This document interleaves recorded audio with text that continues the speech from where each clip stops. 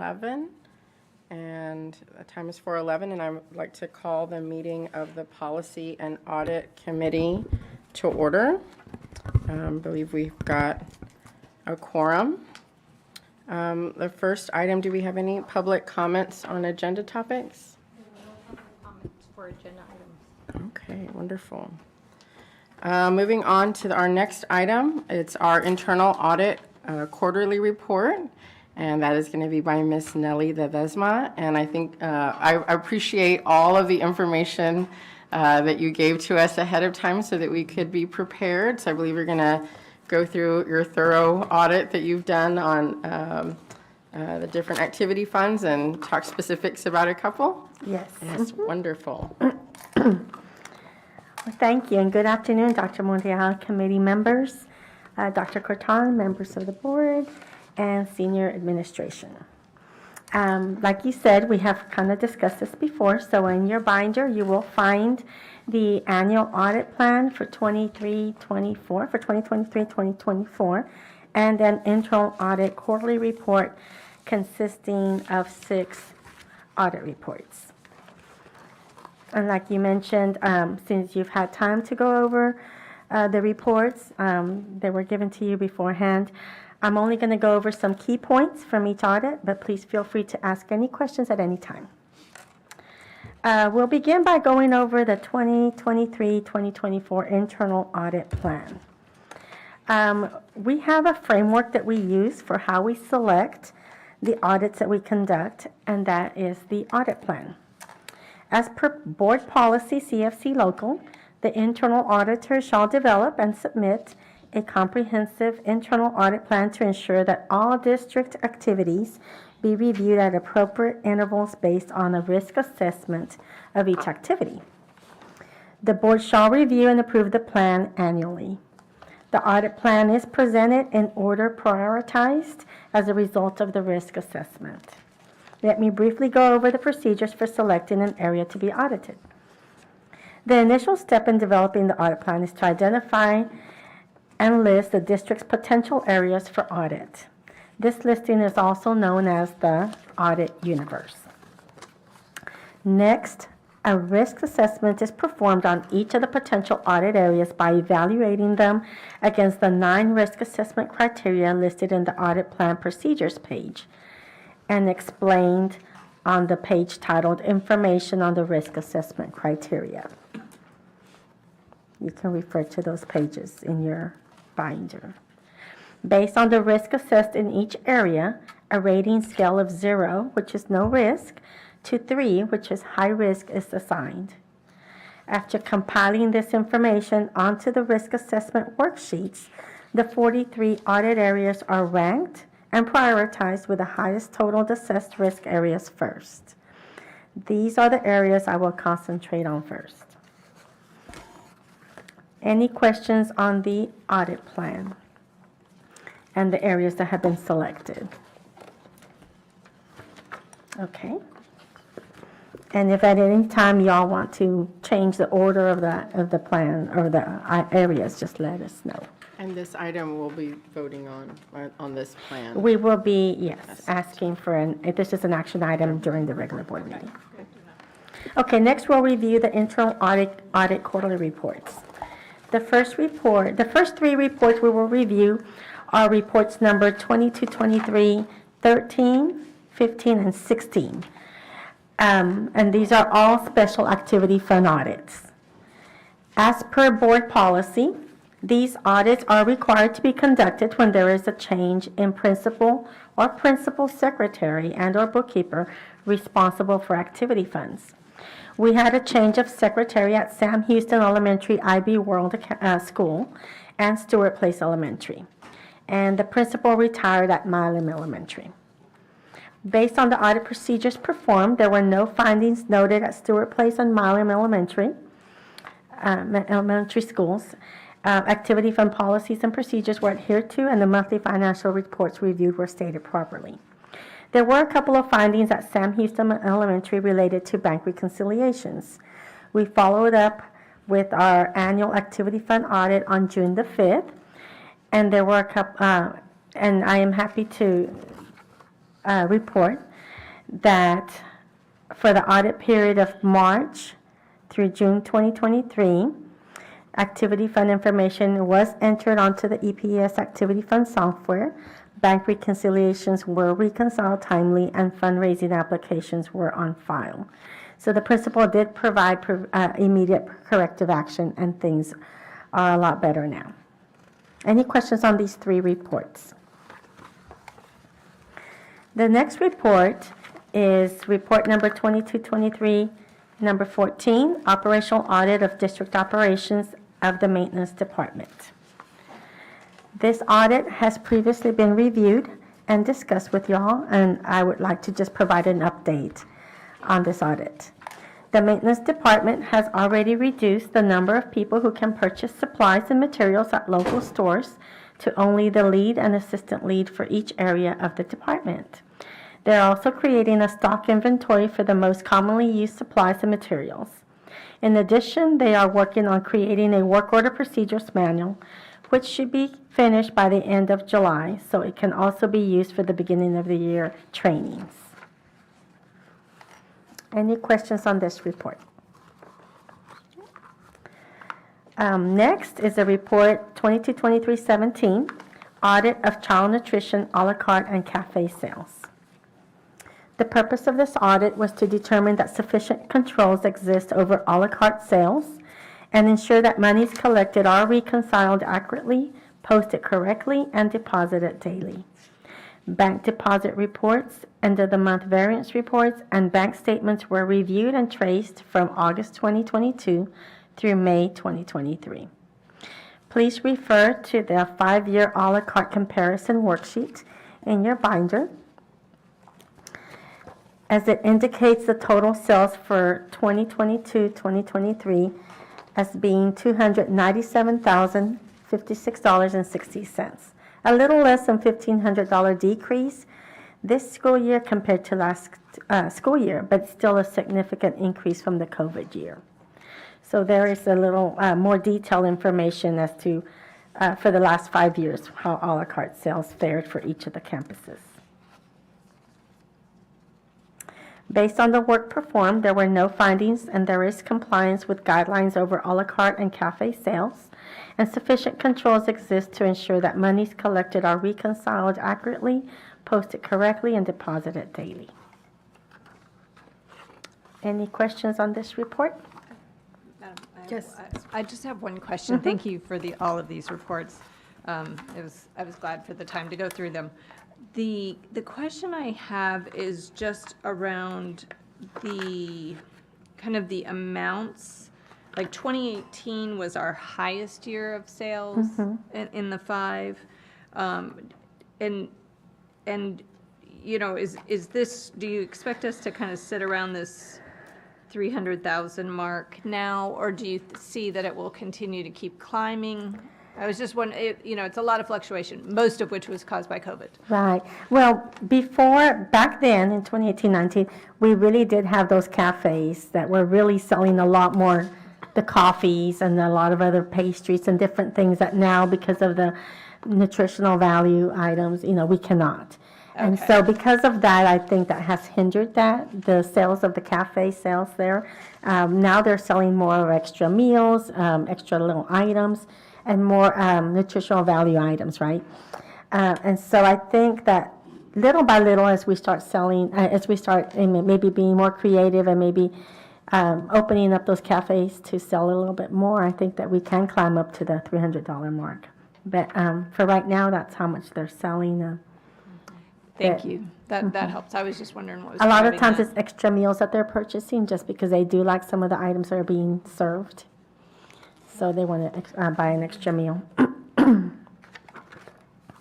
The last audit that I have is the annual audit of activity funds for all campuses and departments.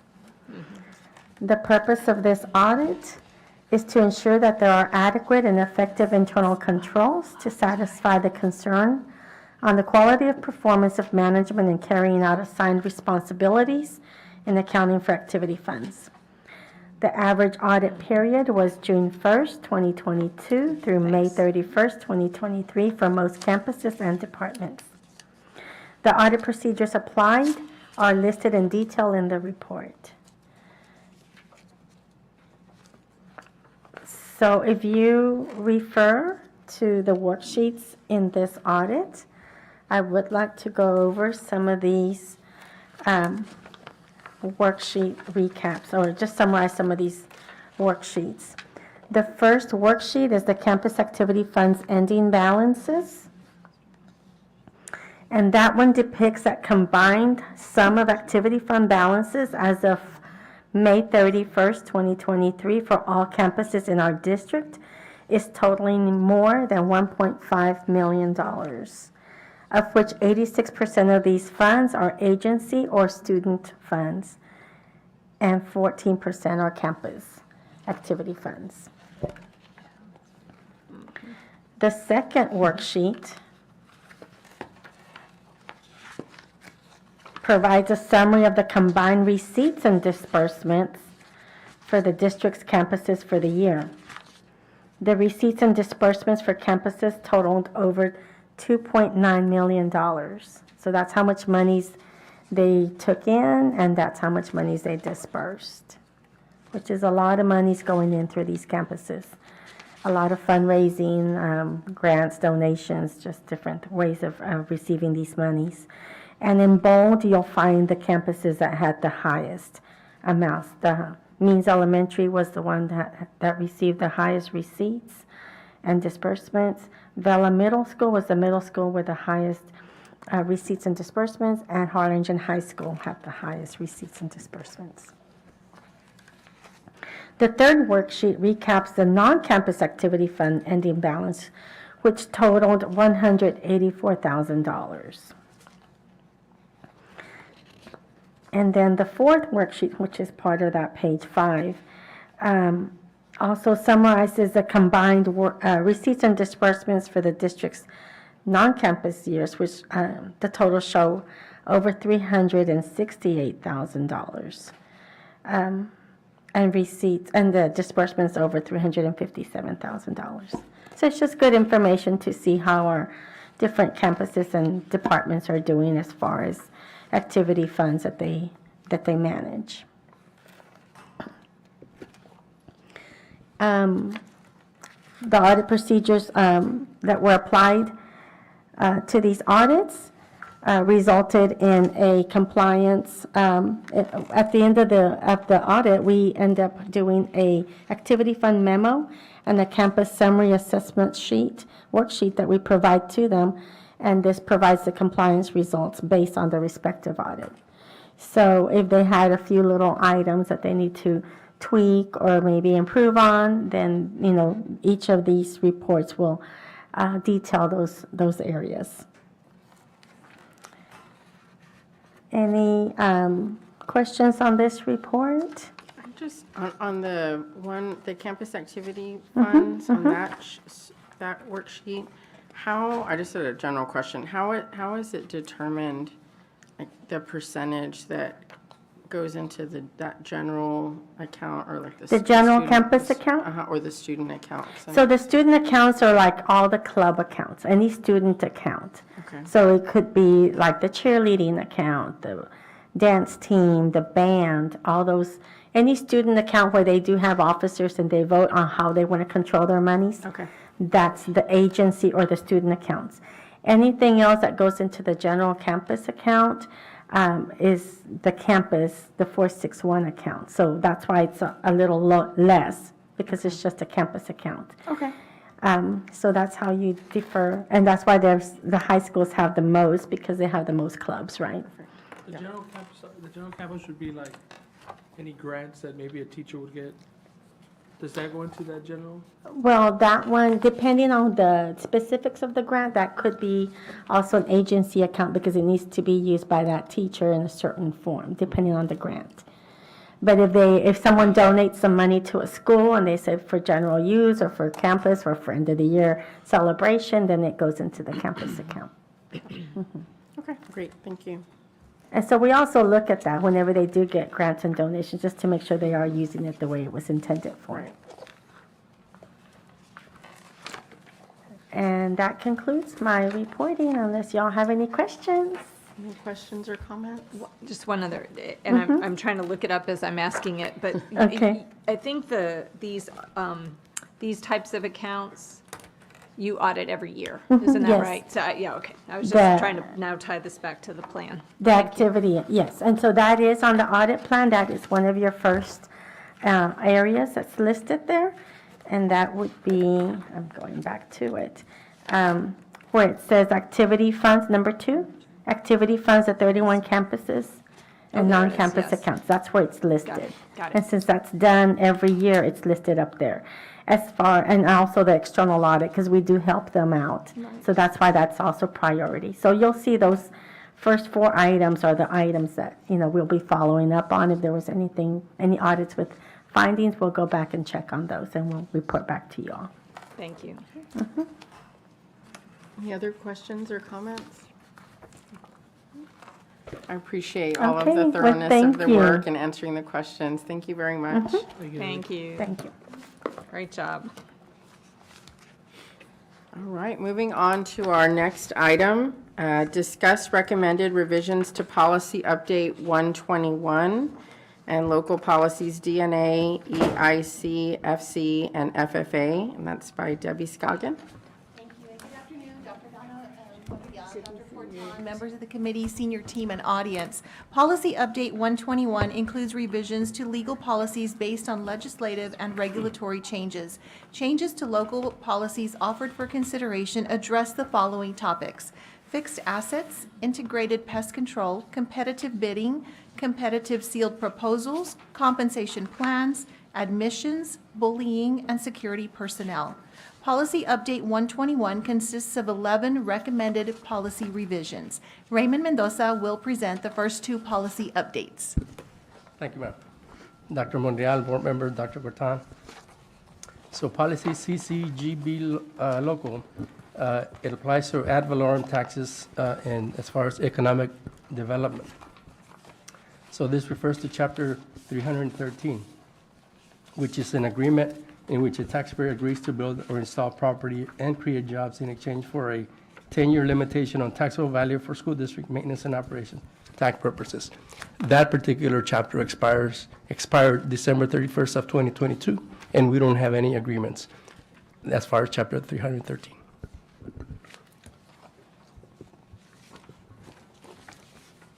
Thank you. And I have the next 2 policy recommendations, and so, I'm sorry, did you have one more, Mr. Mendoza?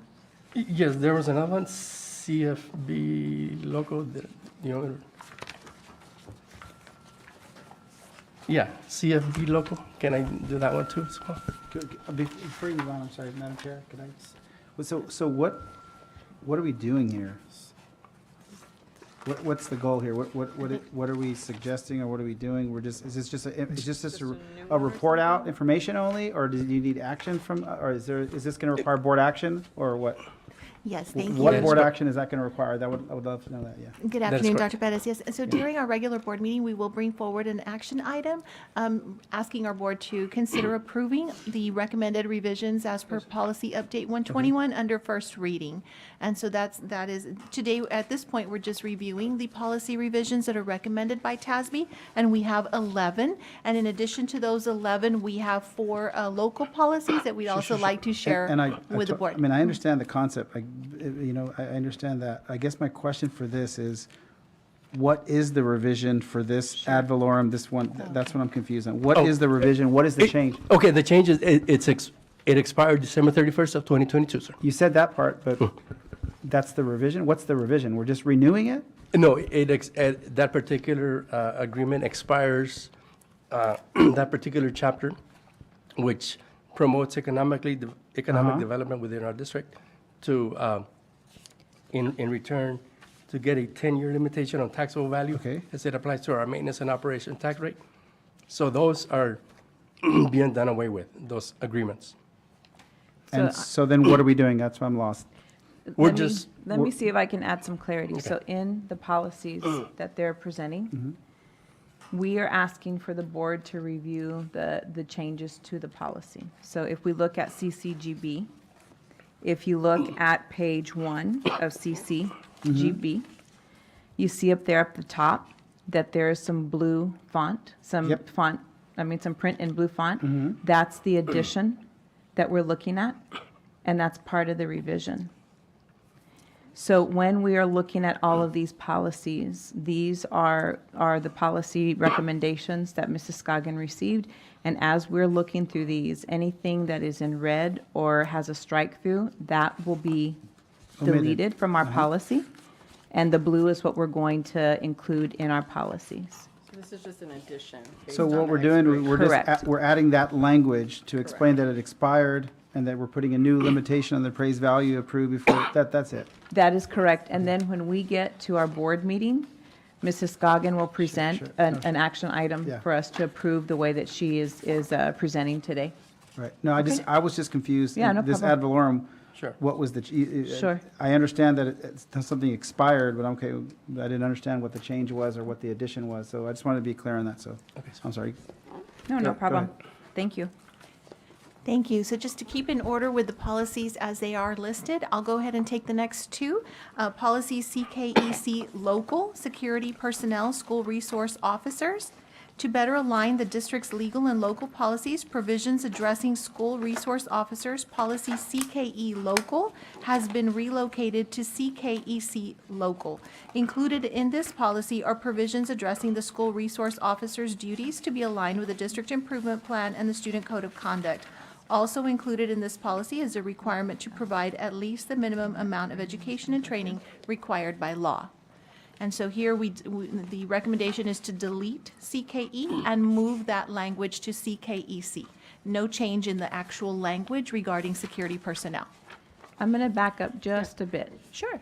because I don't know if we went through CFB. Yeah, I think we, So I'm going to hand it over to Mr. Mendoza. Okay. So that we can do CFB, Mrs. Scoggin, and then we'll jump back to yours. Of course, yes. I apologize. No problem. yes, Dr. Molina, board members, Dr. Gutan. So CFB local pertains to accounting for our inventories. So this is the particular change. The capitalization threshold for purposes of classifying individual capital assets shall be $5,000, and that's what we follow currently. Any item that is $5,000 or more, we capitalize and depreciate, and we track on our fixed asset schedule. So the key there is individual item of $5,000 or more. Thank you. Okay, moving on, Mr. Tapia has the next item, number 5, CLB Local. Chairperson Monreal, members of the committee. Under policy CLB local, this has to do with integrated pest management program. There in the middle of the page where it says standards, so that the district's IPM program shall govern the district's use of pesticides, herbicides, and other chemical agents for the purpose of controlling pests, rodents, insects, weeds in and around district facilities. And that's where the current policy ends with a period. So what this new language is adding is a comma, including residential property primarily used as student housing. Doesn't really pertain to us as we don't house students, but I can think of MMA, for example, that's a high school, and they would have to, this would apply to them. And then similarly, on the very bottom, under no unauthorized application, the same language is added. No other employee or other person or entity shall be permitted to apply a pesticide or herbicide at a district facility, including residential property primarily used as student housing. That's the new language that's being added. So we don't have any issues with this since we don't house students. Any questions? Thank you. Mr. Mendoza has the next 3. Thank you, ma'am. Dr. Munial, board member, Dr. Hortan. So CRF local applies to insurance and annuities management, unemployment insurance. So it pertains to reasonable assurance. So the district shall issue letters of reasonable assurance as appropriate to employees in positions requiring less than 12 months of service whose services are anticipated to be needed at the beginning of the following school year. And that's our practice currently. And is this going to be moving to another policy, under another policy, Mrs. Scoggin? Or not? So this, in regards to the letters of reasonable assurance, they have moved that over to CRF in regards to unemployment insurance, and it was in the D section previously. And we do offer letters of reasonable assurance to all at-will employees. So it's already in place, you're just. Yes, it's just a movement from one policy to the other, from the D section to the C section.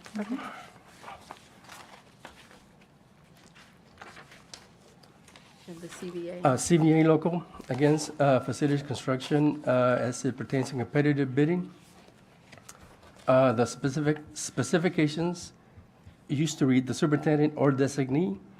Now, the new policy will read the superintendent shall ensure the detailed specifications are prepared in any construction project for which competitive bids are sought. Or designate is removed from that particular policy.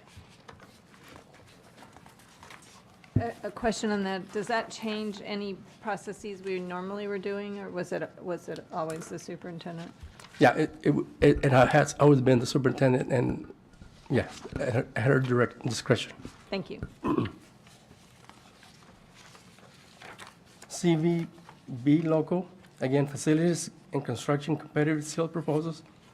Again, used to read the superintendent or designee shall prepare a request for proposals for construction project for which competitive sealed proposals are sought.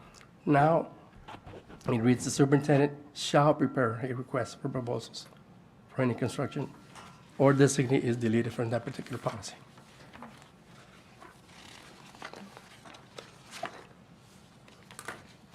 Policy DEA, local compensation and benefits, compensation plan. In this policy revision, pay administration is revised and removes the superintendent or designee shall classify to the classification of each job title within the compensation plan shall be based on the qualifications, duties, and market value of the position. Also, to eliminate the possibility of confusion about the frequency of pay, it is recommended that we replace bi-monthly with a more specific and widely used semi-monthly, referencing payroll for all of our at-will and hourly paid employees. Other revisions are recommended for policy style and to clarify the circumstances under which certain employees will receive premium pay during a disaster to mitigate the reason for an emergency closing. Should the district be faced with a disaster, the board may opt to adopt a resolution with specifics about employee compensation should the district be closed and essential workers be asked to return to work. So very similar to what the district did during COVID. Dr. Villarreal has the next two local policy revisions. Good afternoon, Dr. Cano Monreal, committee members. So I have the last two policy revisions for Update 121. The first one is FD local as it pertains to admissions. So if you turn to FD local and look there on page 1 of 3, you'll see some strike-throughs and additions. And basically the strike-through is removing specificity when it comes to asking for any sort of proof of residency for a student enrolling in 3rd, 6th, and 9. So basically TASB is recommending that we remove that specificity and put that in administrative guidelines, which we will be doing. So keeping it the same, but just adding it to our administrative guidelines instead of putting it in policy. And then if you turn to page 3 of 3 of the same policy, again, it's just some language change. Sometimes we have students that come in with some records, and so it's basically encouraging districts to do everything that they can to make sure that we're awarding credit where credit is due when it comes to courses for students that are transferring in. So just some language changes there. Any questions for FD Local? And then the second one is FFI Local, and that has to do with bullying. And so if you look on page 1 of 3, we are setting some minimum standards when it comes to procedures to ensure that bullying prevention is working. And so we currently already do that. We educate all educators at the beginning of the year, as well as our administrators, on the process that we follow and the paperwork that we fill out whenever there are allegations of bullying that are raised. And so again, that's just putting it into policy, but we already do that as a school district. And then if you turn to page 2 of 3, this is making sure that the superintendent periodically monitors reported counts of bullying incidents. And so as part of the process that we follow in the school district, we have to report allegations of bullying that have proven true into the system. And so it is reported to the state of Texas. And so again, this is just asking that the superintendent periodically monitor the counts that we have of bullying in the system. Any questions for FFI local? All right, thank you. In the next tab, we have local policies. So in addition to policy update 121, administration is bringing forward 4 local policies for your consideration. And so the first policy is policy DNA local performance appraisal evaluation of teachers. And so in this policy revision, included is language regarding teacher evaluations, including teachers in a TIA-eligible assignment being appraised annually and the exceptions for less than annual evaluations. Also included in the proposed revision is for all eligible teachers to be appraised at minimum every other year. Also, a teacher supervisor shall have the authority to return a teacher to the traditional appraisal cycle as a result of performance deficiencies documented in accordance with state rule. Dr. Vidal has the next 2 local policy updates and revisions. Good afternoon again. Like Ms. Scoggins said, the next 2. The first one is EIC local, having to do with academic achievement and class ranking. So if you turn to page 5 of 8, the only thing that we are doing is adding a course that will receive GPA ranking points next year, and that is AP Pre-Calculus. This will be the first year that the College Board has a course related to pre-calculus. Currently, we offer it as a pre-cal honors class, but now that College Board is offering it as an official AP Pre-Calculus course with an AP test, we are going ahead and offer it here in our school district. And so because of that, we would like to add it to our GPA list there of courses that receive GPA ranking points. And then for FC local, if you turn to page 5 of 6, we had brought this back, or we had brought this at the beginning of the spring semester, and it had to do with the establishing of residency for students that are in grades 9 through 12.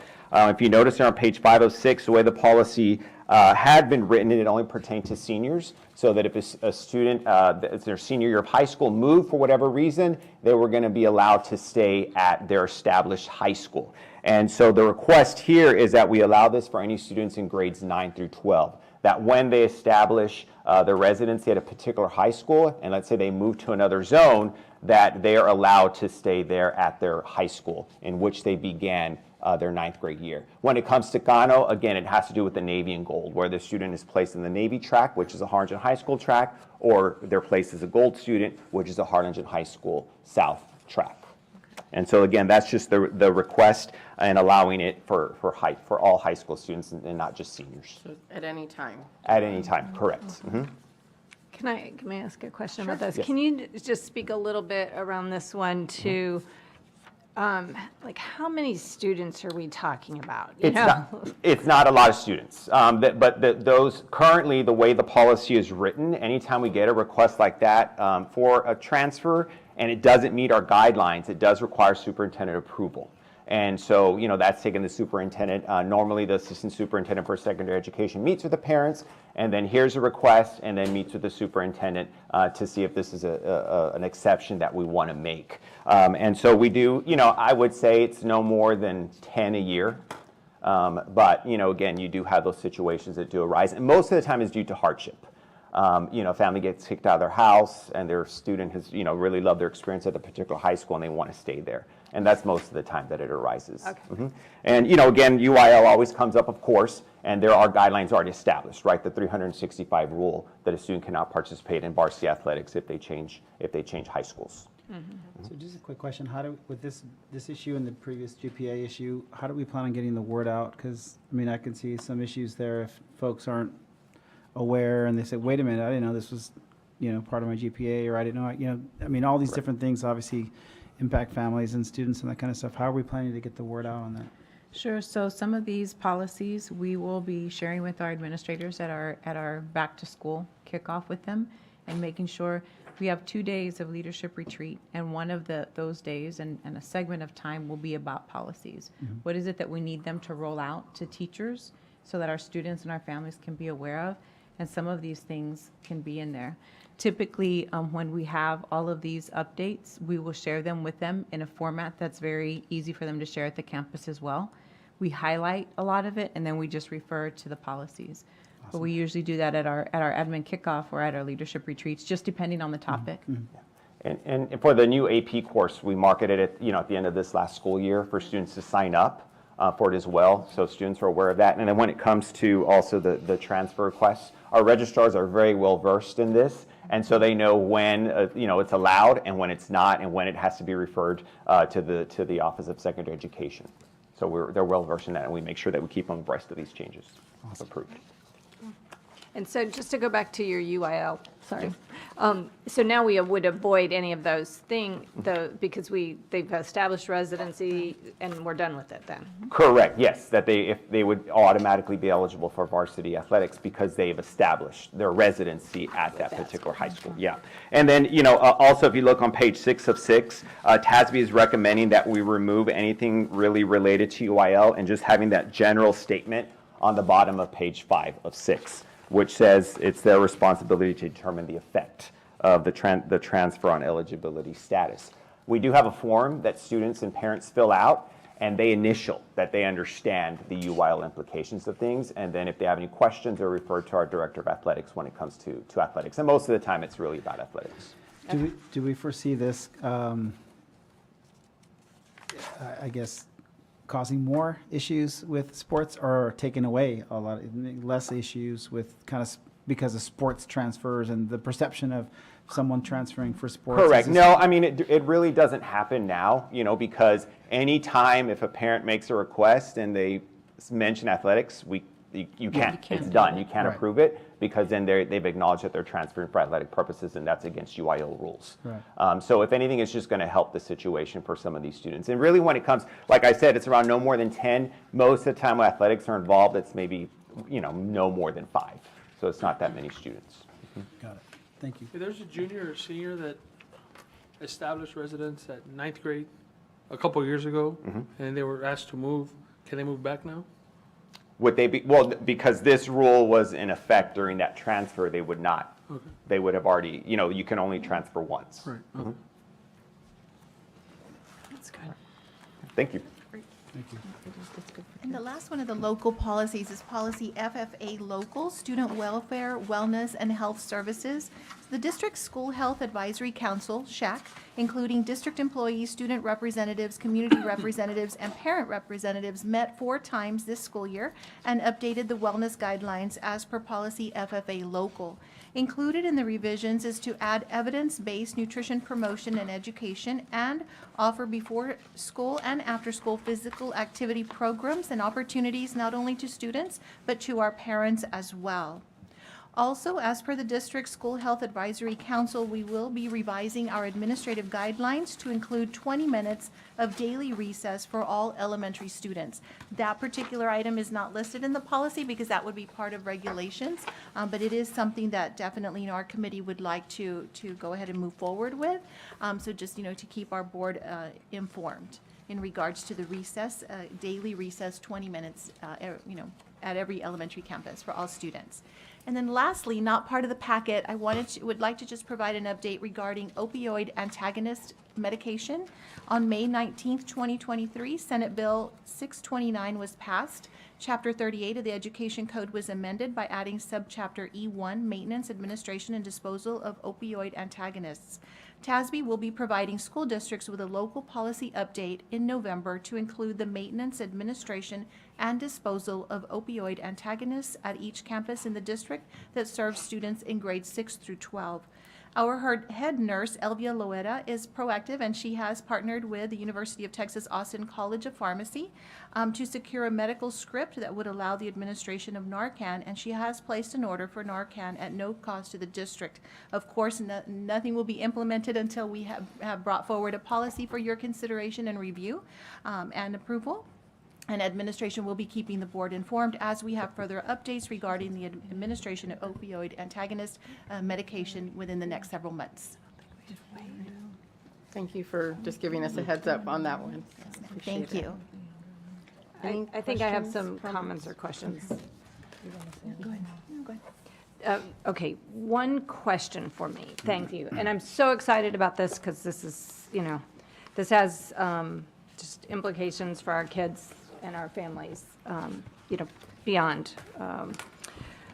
just what happens in the classroom, right? And so that's a great thing. One question on the recess. I'm really excited about hearing about the recess for a few reasons. One is having an effective shack, a shack that's working and thinking and proposing policies and adjustments to us is exactly what shack should be doing. And so it's so exciting to see that our shack is just running at full capacity. So I'm really excited about that.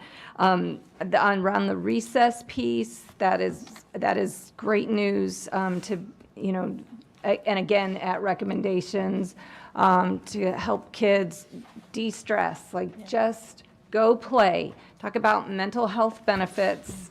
Those are documented. It's a real important step, not only in social development, but again, just the time to get away and have a little mental break from the various pressures that they may be feeling.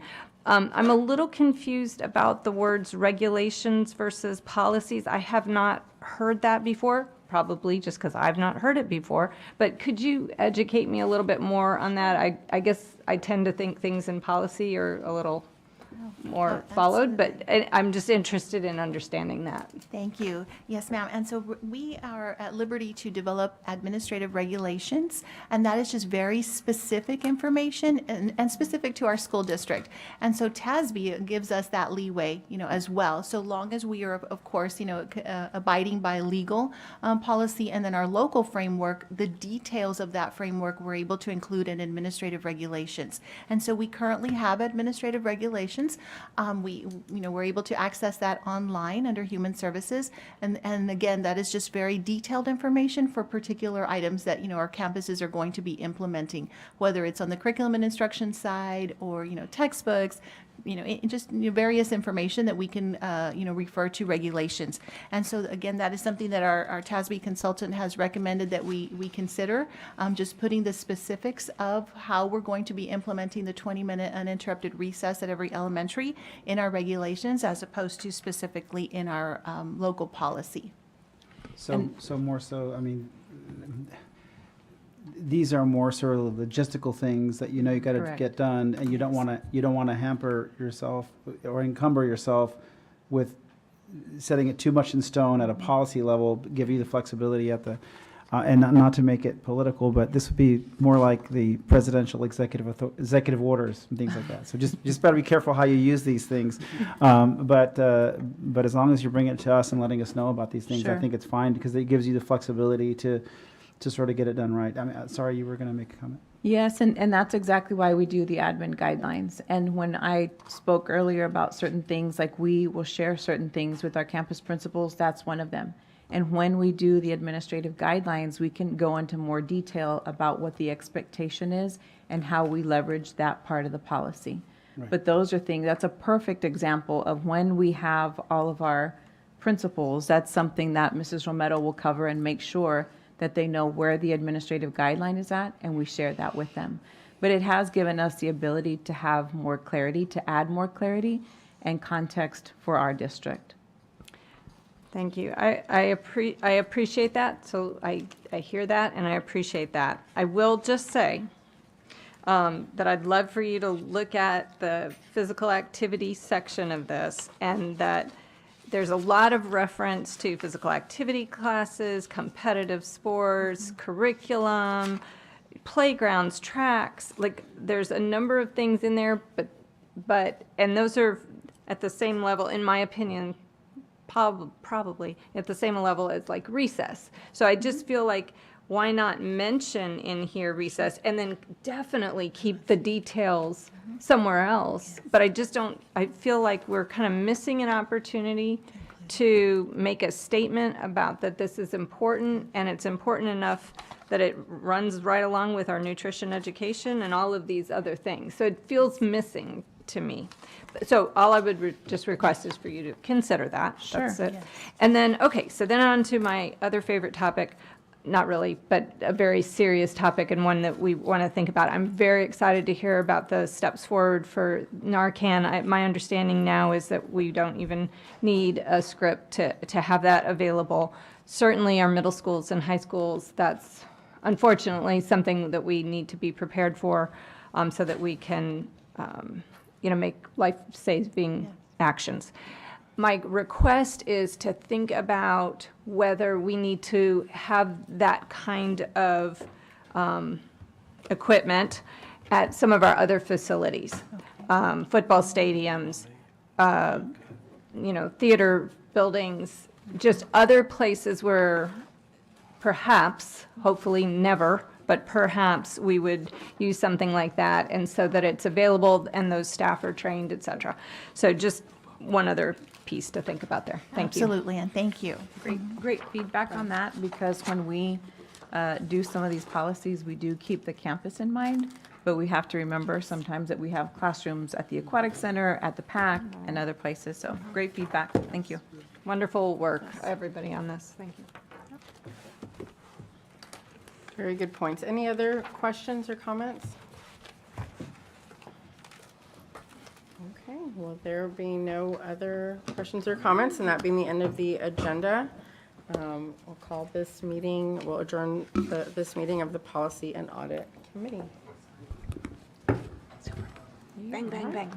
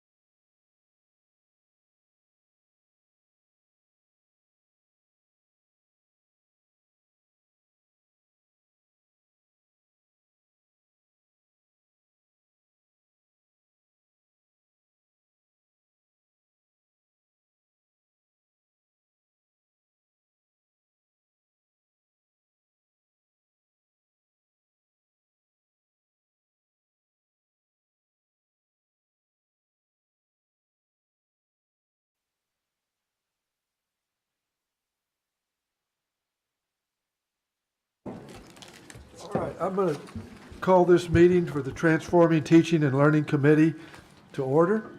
And this meeting was posted as required by the Texas Open Meetings Act. And let's see, First presenter. our first topic tonight, here we go, thank you very much. Our first topic tonight is, first of all, do we have any public comments or agenda items?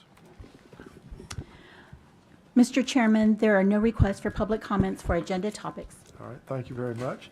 So our first item is inspiring and innovative teaching. Mrs. Lori Romero. All right.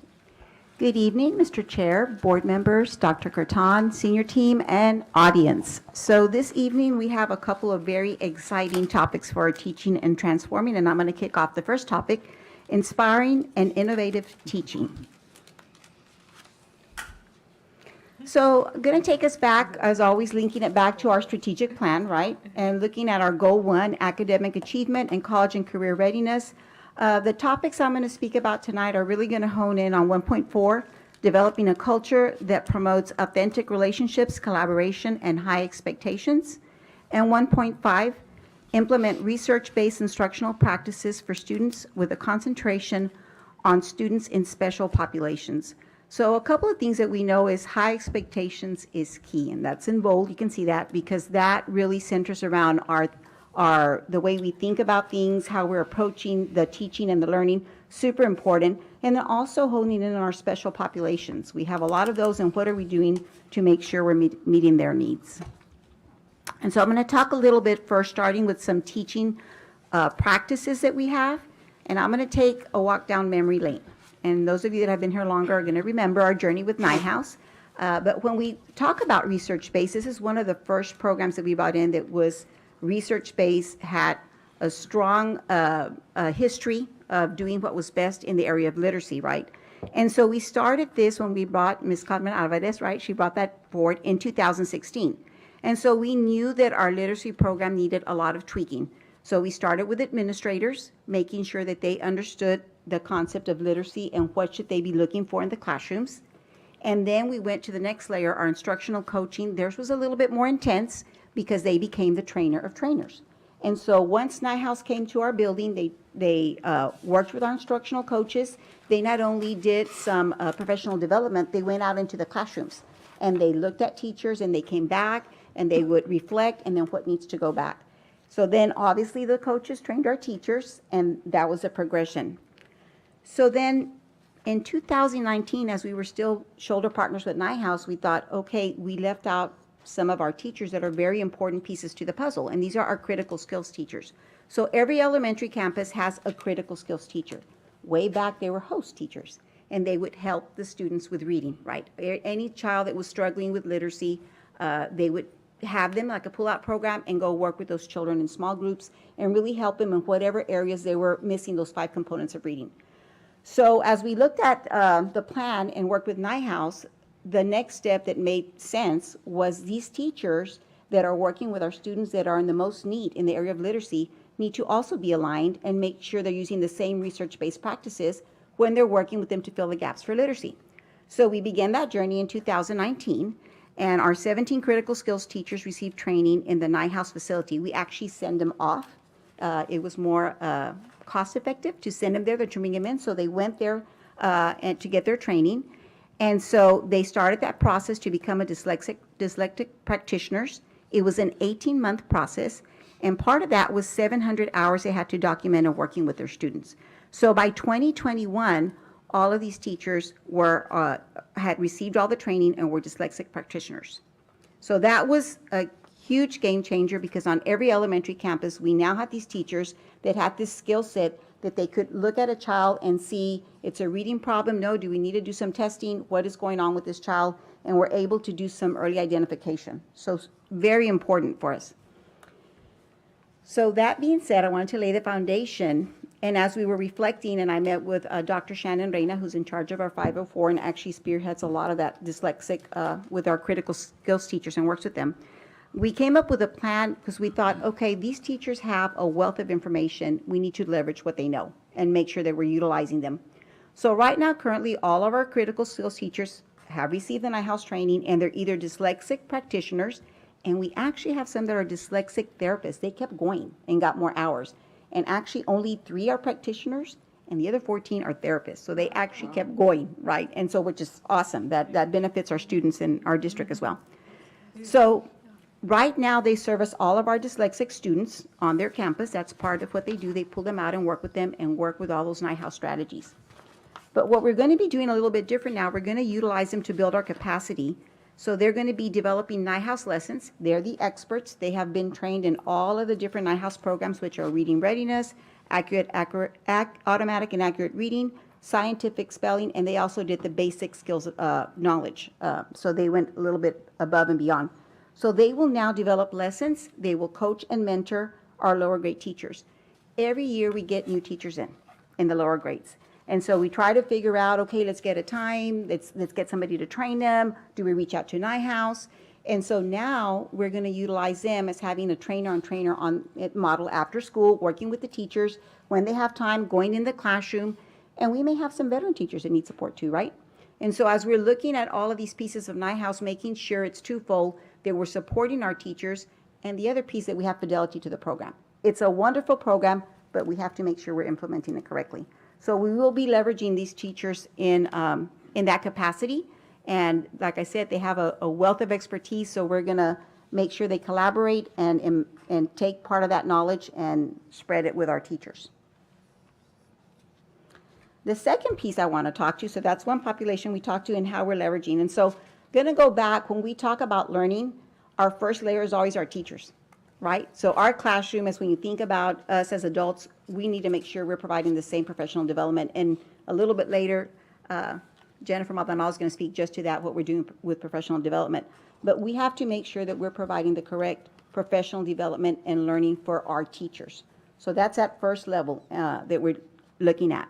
So the second piece I'm going to talk to is inspiring innovative learning practices.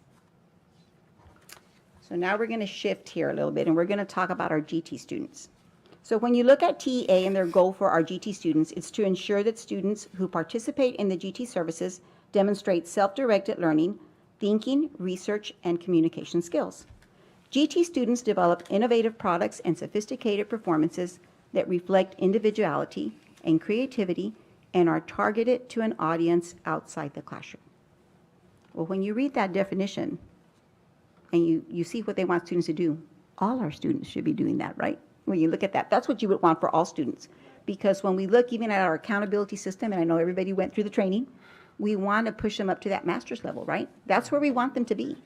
And so having these type of best practices in the classroom benefits all our students. So that being said, currently right now, what we do in elementary for our GT program, we have a pull-out program. And so our identified GT students receive 5 hours per week. It used to be that TEA required us to have so many minutes, and it was 5 hours a week. But right now, there is actually no requirement. We just kept to the 5 hours. There is no requirement of minutes. You just have to service them.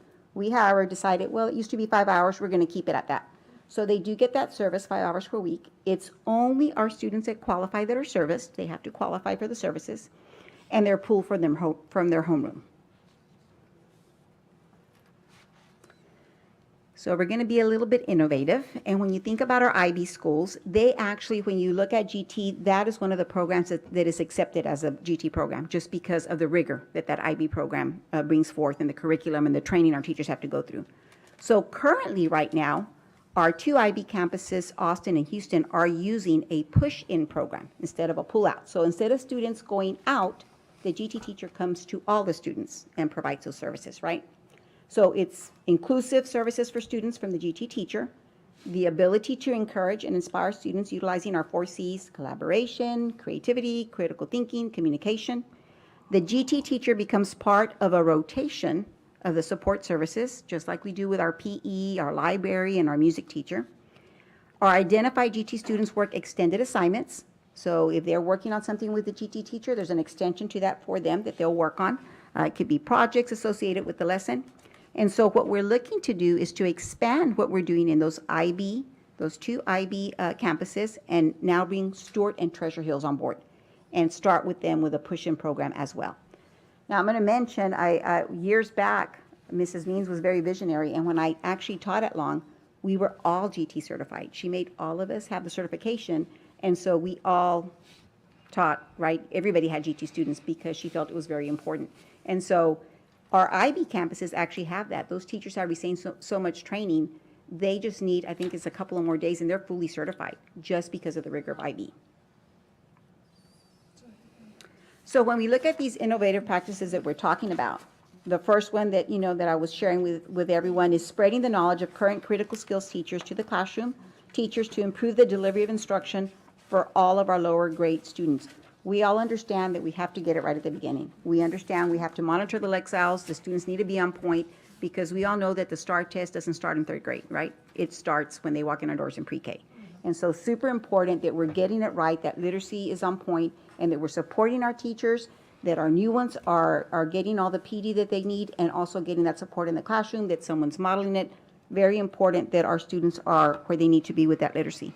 And then the second piece, a gifted and talented program that reaches more students and allows them to develop the 4 Cs, high expectations for all students. And of course, the goal is to improve student performance and outcomes. I'm sure several of you have heard either as you get feedback, sometimes we have some very high performing students, they just don't qualify on paper. Well, like I said, all of our students can benefit from these practices. So very excited with bringing that forth and kind of opening that arena for our students so they can be exposed to some of these higher level practices as well. Okay, that's all I have. So if you have any questions, I will be glad to answer them. Dr. Pettis? Yeah, thank you. Thank you, Mr. Chairman and Mr. Past President. I do have some questions. First of all, you said walk down memory lane, and I, wasn't too many years ago. I guess it was many years ago, the strategic plan in 2013, I believe. Is that right? We adopted it in 2013. And, it wasn't but for a last bit effort, a very light, effort to even get early literacy included on that strategic plan. And my opinion, I think that was the most important thing and the most impactful thing that came from that. Not that others weren't. Right. All your design teams were working fast and furiously and doing a lot of great work, and pushing out actionable item, things like that. But I think the early literacy initiative was probably the most impactful thing that came from that strategic plan. I'd be curious to see what one of the most impactful things, the top 2 or 3 in your estimation will be from this one, because I think we got another great strategic plan that was led by Veronica. So I will say that yes, and no doubt that Carmen was a critical hire for this district, and of course Nyhouse I think has been a very good partner for us. So thanks for mentioning all those things. I will say. Very exciting work that's been done so far, just with focusing on the early literacy, just by bringing in the best practices that was brought in by Nyhouse. My question for you is, you mentioned the 17 dyslexia sort of experts, therapists, most of them therapists. I understand the pulling out the students and pushing in the teachers and things like that, but is there an opportunity to create more of those? Should we be, is 17 the right number? Should it be 40? Should it be, and I guess I'm asking that because I just don't know what the right number is. And then are these practitioners, is there some sort of like stipend they get for that designation certification? Should we be, rewarding that? I mean, you would think to me that I would think that that's a pretty cool designation. It's very impactful for the students in the classrooms. Should we be, rewarding that in some way and maybe enticing for other folks to want to, get that training? Because, and so anyway, I'll shut up and I'll let you answer, but I don't know what the right number is. Is 17 the right number or not? And I think it depends because it's not even by enrollment, it would be how many students you're servicing. So it's not even based, it's a lot like special ed, it's a need because we have more dyslexic students on certain campuses. It's not necessarily our largest campuses, right? But definitely if you have more students, it's taking more of your time. Going back to, did we compensate them? We paid, it was, and you all know Nyhouse is not something that is inexpensive. So just that, I think a lot of teachers were excited, and that's why they went further because we actually funded that, and that's something they have for the rest of their life. It makes them very marketable. But I know that Dr. Gaetan, we had talked about studying even TIA. If they work with the same group of students, then maybe they would become eligible, which I think is great for getting that extra money as well. Because the way it is right now, they're not in that equation, but we're studying that to see if they can show the growth with certain students, then maybe they could also get some of that TIA money and they would be able to be compensated because their work is super important. They are very highly trained because they had to go through a lot of hours of what they did. And I think the biggest piece now is with all of our teachers with NIHouse, the biggest game changers with, they just don't say, well, the child can't read. They can actually hone in. And then part of our system is all of our kindergartens get screened for dyslexia. Way back when I was in the classroom, you had to wait till second grade. We don't do that anymore. Same thing for GT. They're all screened for GT in kinder, right? So we're trying that early identification. Every year we get better with that and starting with our little ones and making sure that we're doing that. But definitely we could have more. I would say yes, that's wonderful that we could, partner up with NIHouse again and get some more. But at least having one was a game changer because now when you have students with those needs, you actually have an expert. And if you're not sure, if the teacher's still not sure, she can go to that person and say, can you please work with the student and tell me what you see? And so they have that resource now that they didn't have before. Well, and maybe we don't know the right number today, and I won't press you on that. Y'all can come back later with that number.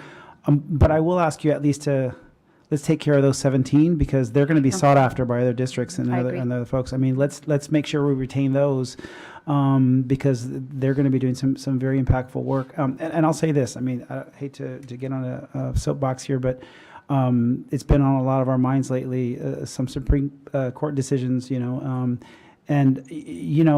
again. Whereas race can no longer be part of admissions and things like that. That's and we're not going to go back and if that's just a done deal. We got to move on and figure out how to make this work. The importance of public education, K through 12, pre-K through 12, that's where it is, right? Focusing on the denominator of all our kids, where talent is universal but opportunity is not. This is how we fix it: is giving our kids the tools from the very beginning, and the rest will take care of itself. Because diversity is a fact. You can't change that. It's not, that's not, that's a fact. It's just, will we prepare them so that they can take full advantage of any university and that kind of stuff? And again, it only impacts 3 universities in this state, but we have to figure out how do we set our kids up on a trajectory to where they have unlimited potential. And it starts with when they're 4 years old, when we get them and setting them up on that where they're just like anybody else. Successful. The sky's the limit, and I think this is where we need to get it right. And so I don't know how we can continue to revisit early literacy. It's just that important that we continue to get it right. Sad to say, sadly, we've taken a step back, because of the pandemic. I mean, it wasn't our fault; it just happened. And so we were all this progress, and it's like, it's just. But we just have to figure out how do we build up that momentum again. And continue to go because I just can't wait to see what these kids do when they're in high school and when they graduate. Because if we set them out in the right with the right start, you start strong to finish strong. I mean, the rest takes care of itself. So thanks for the great work you do, Lori, and tell Carmen she's welcome here anytime. Tell Carmen she's his real favorite. No. I do, if I can just interject here, I do want to commend Mrs. Romero because some of the things that she is looking at, it's all about kids and it's what's right for kids. And these programs, while it's going to be a little bit of a shift, it's going to, we're going to no doubt have to rethink how we're going to do systems. At the end of the day, it's exactly what you said, Dr. Perez, and it's what's good for kids. And rethinking our systems, we are way post-pandemic now in our eyes, and we believe that when you get it right at that young age, longitudinally, they can produce so much more and they can be so much more successful. I will also say that in the future, we can probably, we would love to host you all at our Early Childhood Academy to see how early literacy is alive and well. Because I think some of the systemic changes that we've made, that allows us to have a true learning school at the Early Childhood Academy. And as soon as you walk in, they say, welcome to our happy place. And you just can't help but be happy. So, but thank you to Mr. Romero. They're gonna, board members over here, the dyslexia screening station, please. No. For remediation. No. Mr. Powers, can I just make one comment? Please. So, thank you so much. I'm just really passionate about this area. I think it's so important, so I'm just really excited to hear the words alignment across all of the different teachers that are teaching these students and the way you've layered that in. I truly don't think there's anything more powerful than helping students hear the same things, get the same coaching, have the same rules about, guidance and reading, et cetera. It just, that seamless nature of it, not only year to year, but classroom to classroom is a game changer, particularly for dyslexic kids. So huge system changes. And so I'm just so proud of the work that everybody's done around this. And so my only hope is let's keep going, right? We still have alignment at middle and high school. Sure. These kids don't stop. And so I'm so excited about what I know is possible. So thanks. Thank you. Any other comments? I do just have one. Okay, I'm sorry. That's okay. Go ahead. Can I go first? No, go ahead. So first, I think you're totally right on, when we talk about what they're already doing at IB, and I think even at the dual language, I think, we've already seen they're doing the 4 Cs, addressing them, even just amongst the students in those classes as well. So I'm super happy to see this. My question is in that push-in, so I know you talked about the 5 hours. Is this kind of how you're seeing that? So you're going to have it, they're going to have it at these campuses, the GT teacher, certified teacher that's going to be going in. That's correct. And for a certain amount of time, or this is going to be? And so we'll have more than one teacher there. It's probably going to require a couple just to get Right, that's what what I we was need to get done. thinking too, yes. So we've already, and we're mapping it out. I'm working with Okay. Ms. Parker because she's still helping us part-time, and Ms. Juarez is helping us as well. So they're going to help me map that out, but we know it's going to be more than one. Yes, Okay. to get Okay. what we need. Okay.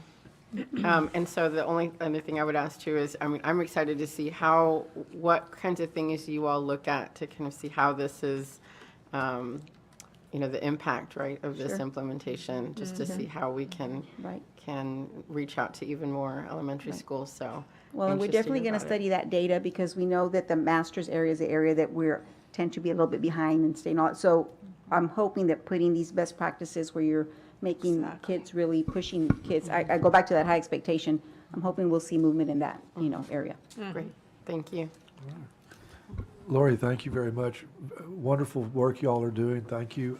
I'm just curious, how do you select the critical skills teachers? And you have one for each campus, correct? We do, and usually they're not brand new teachers. They come from the classroom, and as it comes open, or sometimes we tap on their shoulder if they're really good. Like I can think of the one I had on my campus. She was actually certified in reading recovery. A lot of them have a master's in reading already. They have that passion for it.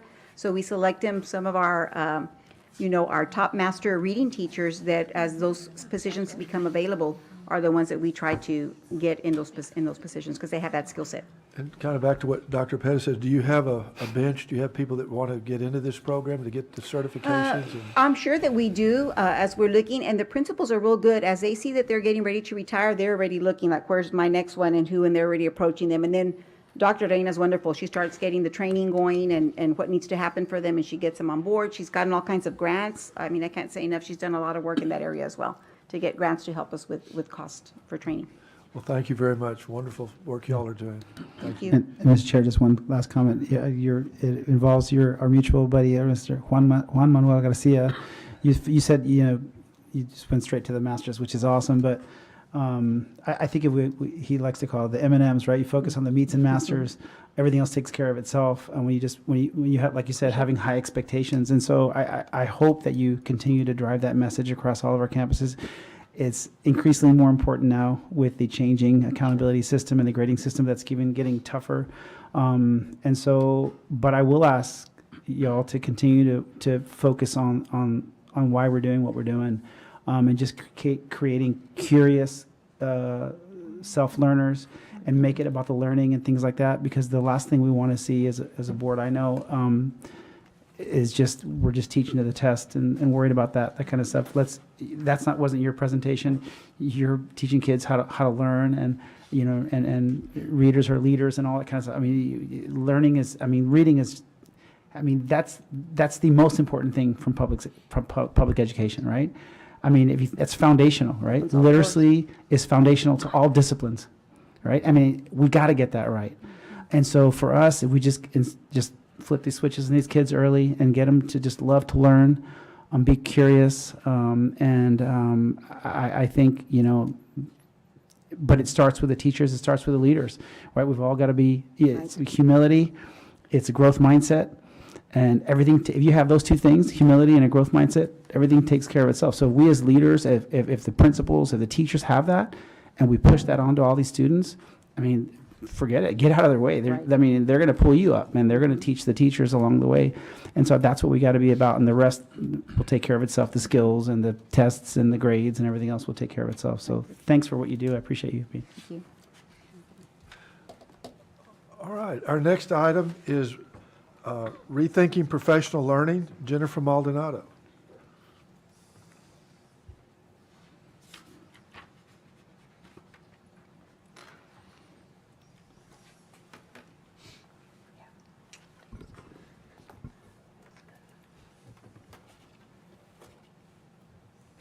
I'm going to look to Javi for this one.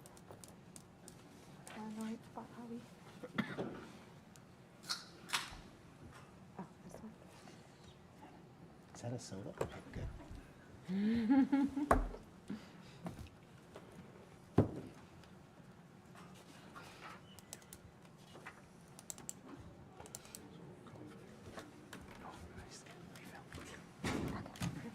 Thank you.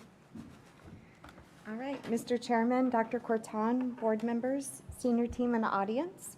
Our agenda topic for this evening is rethinking professional learning. And so I'm going to start us off with a specific result that this relates to in our strategic plan, which is streamlining systems to really focus on self-development and advancement. Specifically, we're looking at our teachers, but it's also for our other professionals as well. And I'm going to take you back a little bit and kind of talk today about the journey that we took with our Teaching and Learning Framework Committee. And so this committee is made up of professionals here at the district level that consist with everyone that focuses on instruction. And for us, that's really directors, coordinators, specialists, everyone that's focusing all around instruction. And in February, what happened is we got this new document, our strategic plan. And we said, okay, now what do we do with this? And we took it upon our committee and said, how do we take this document and bring this to life? And so as we looked at this document, we said, okay, we know as a team, we're committed to our teaching and learning framework, which is all about planning instruction and delivering instruction. But how do we now take this new strategic plan and coordinate these two documents and put this into action in our district? And so what we did is we said, how do these work together? How do they coordinate? And how are we as a team responsible to bring this to life?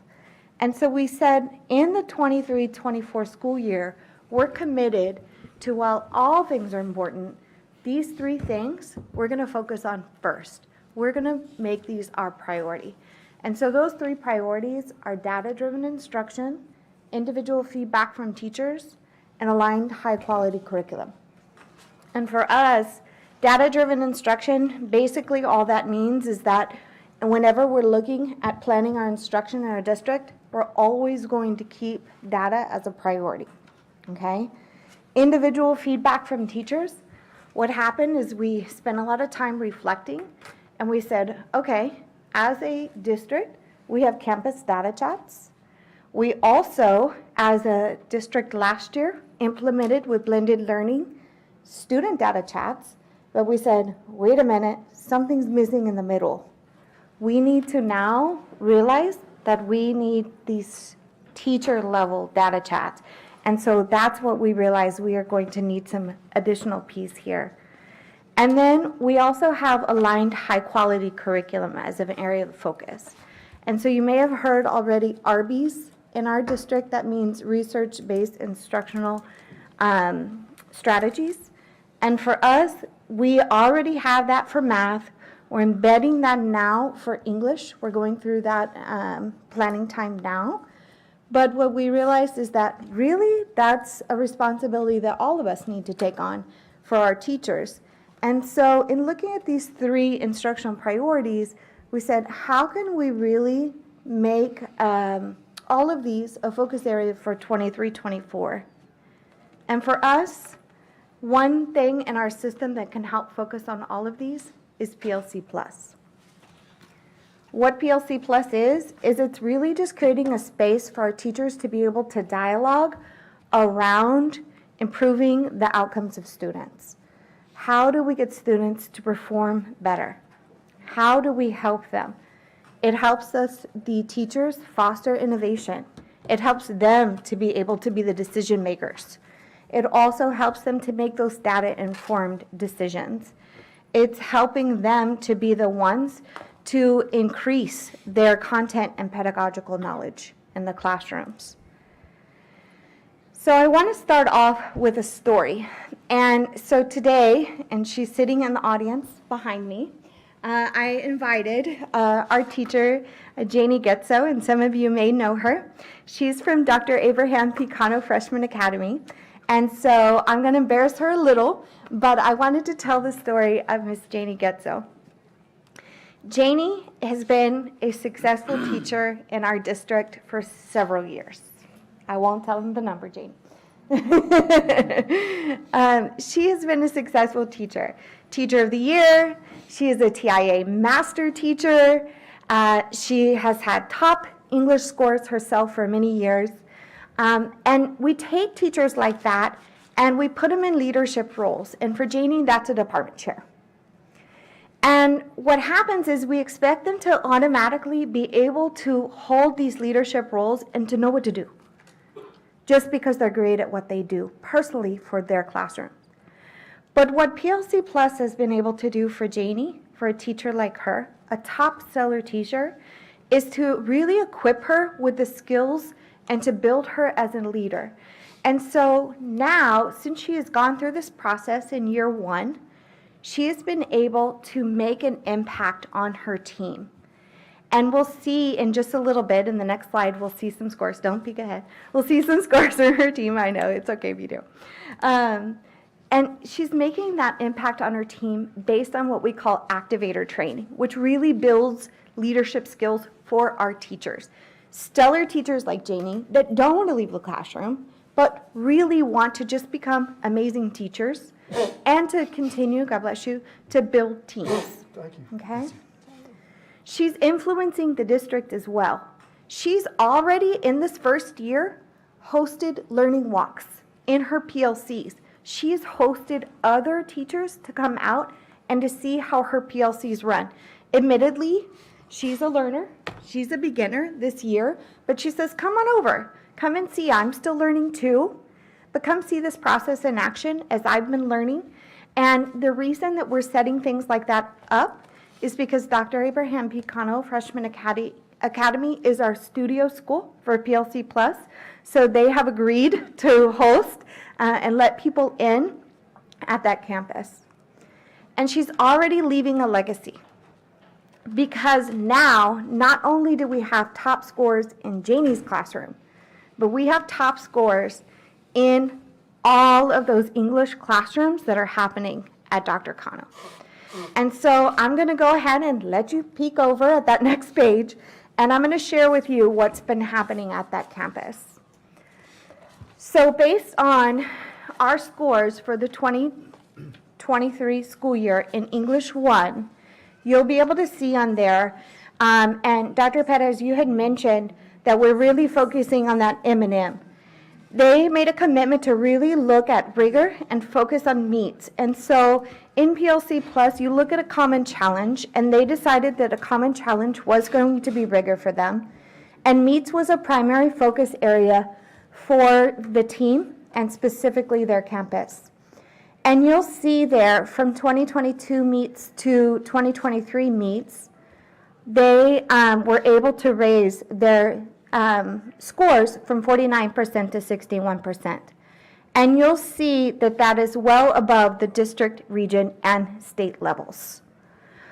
By doing that, by pulling that level up, that also brought up those approaches scores, and you'll see those approaches scores are also well above the district, region, and state level. But they're not done, and admittedly, they know that. They also saw on there that the master scores are not where they want them to be. And that's okay, because now they have a mission. They have a mission that they want those master scores to be their next phase and what their common challenge will be for their PLC. And they're also looking at things like growth. Their growth scores is something that they want to work on as well at their PLC. So those are things that they're already looking at. This is just one data set. They look at multiple data sets inside of their PLC. It's one of the things that they're challenged to do. And that's something that they have continued to do as a team together. But that's how it impacts. So it's not just impacting one classroom, but it's impacting many at their campus. So how do we really build a legacy with PLC Plus? And this is how we are launching our 3-year plan. So what that looks like is we already know that with our secondary campuses, they right now hold 70% of our accountability. That weight is huge. So as we have to consider our priority as a district, we're spending our time in secondary campuses first. Usually we start elementary up. We're flipping this. For us, we know that our most pressing issue is that secondary campus. So we're starting our focus area there. Spending time in our secondaries, getting that right, making sure our model is set up for this year, and then unfolding in our elementary campuses in next year. We are also making sure that we're set for sustainability, right? So we don't want to be one and done. We don't want to just learn how to do something and then it just kind of goes away, right? We want to make sure that this is sustained. So we are making sure that we are building in a redesign of our department chair role and what we call our grade level chair role at the elementary level so that we are set up for success. That way, what will happen is that all of those new activators will be set up as instructional leaders moving forward. And then we have some commitments that we're making as a district for the 23-24 school year. And so with professional learning, the commitments that we are making is that we're committed to our campus administrators, that we're really committed to building the instructional capacity. And so for us, building that instructional capacity starts already, and I think Mrs. Romero had mentioned it earlier, it's starting already at the beginning of the year when we do our admin welcome back. We are getting our admin ready to look at that teacher level data. We want to make sure that everyone is equipped to know exactly what does data look like, because remember, data is a huge focus area for us as one of our instructional priorities. We also have TLF support listed there. Remember, TLF is our members of our directors, coordinators, and specialists, all focused on instruction for the district. And those TLF members, what we're doing is assigning them to every single campus in our district so that every admin team has a partner or a guide on the side that is going to be there to walk out the data with them throughout the process. So we have this continuous cycle improvement throughout the year so that everyone is supported and equipped with the tools necessary to be successful. I talked about and mentioned teacher data chats already, but we're actually redesigning our T-test process to make sure that goal setting will be part of the teacher data chat. T-test is our system for teacher evaluation, and what that means is at the beginning of the year, when the whole school year starts, we are making data a priority in our conversations with teachers to say, how are we going to set goals around how your students will be successful this year? so that we are not going to have an opt-out, and every single child in that classroom matters. And then finally, we put defining a cycle of academic improvement, because we are going to make sure that along the way, there isn't an opportunity to opt out for a campus. We will make sure that we are working with every single campus and personalizing their support based on their needs throughout the year.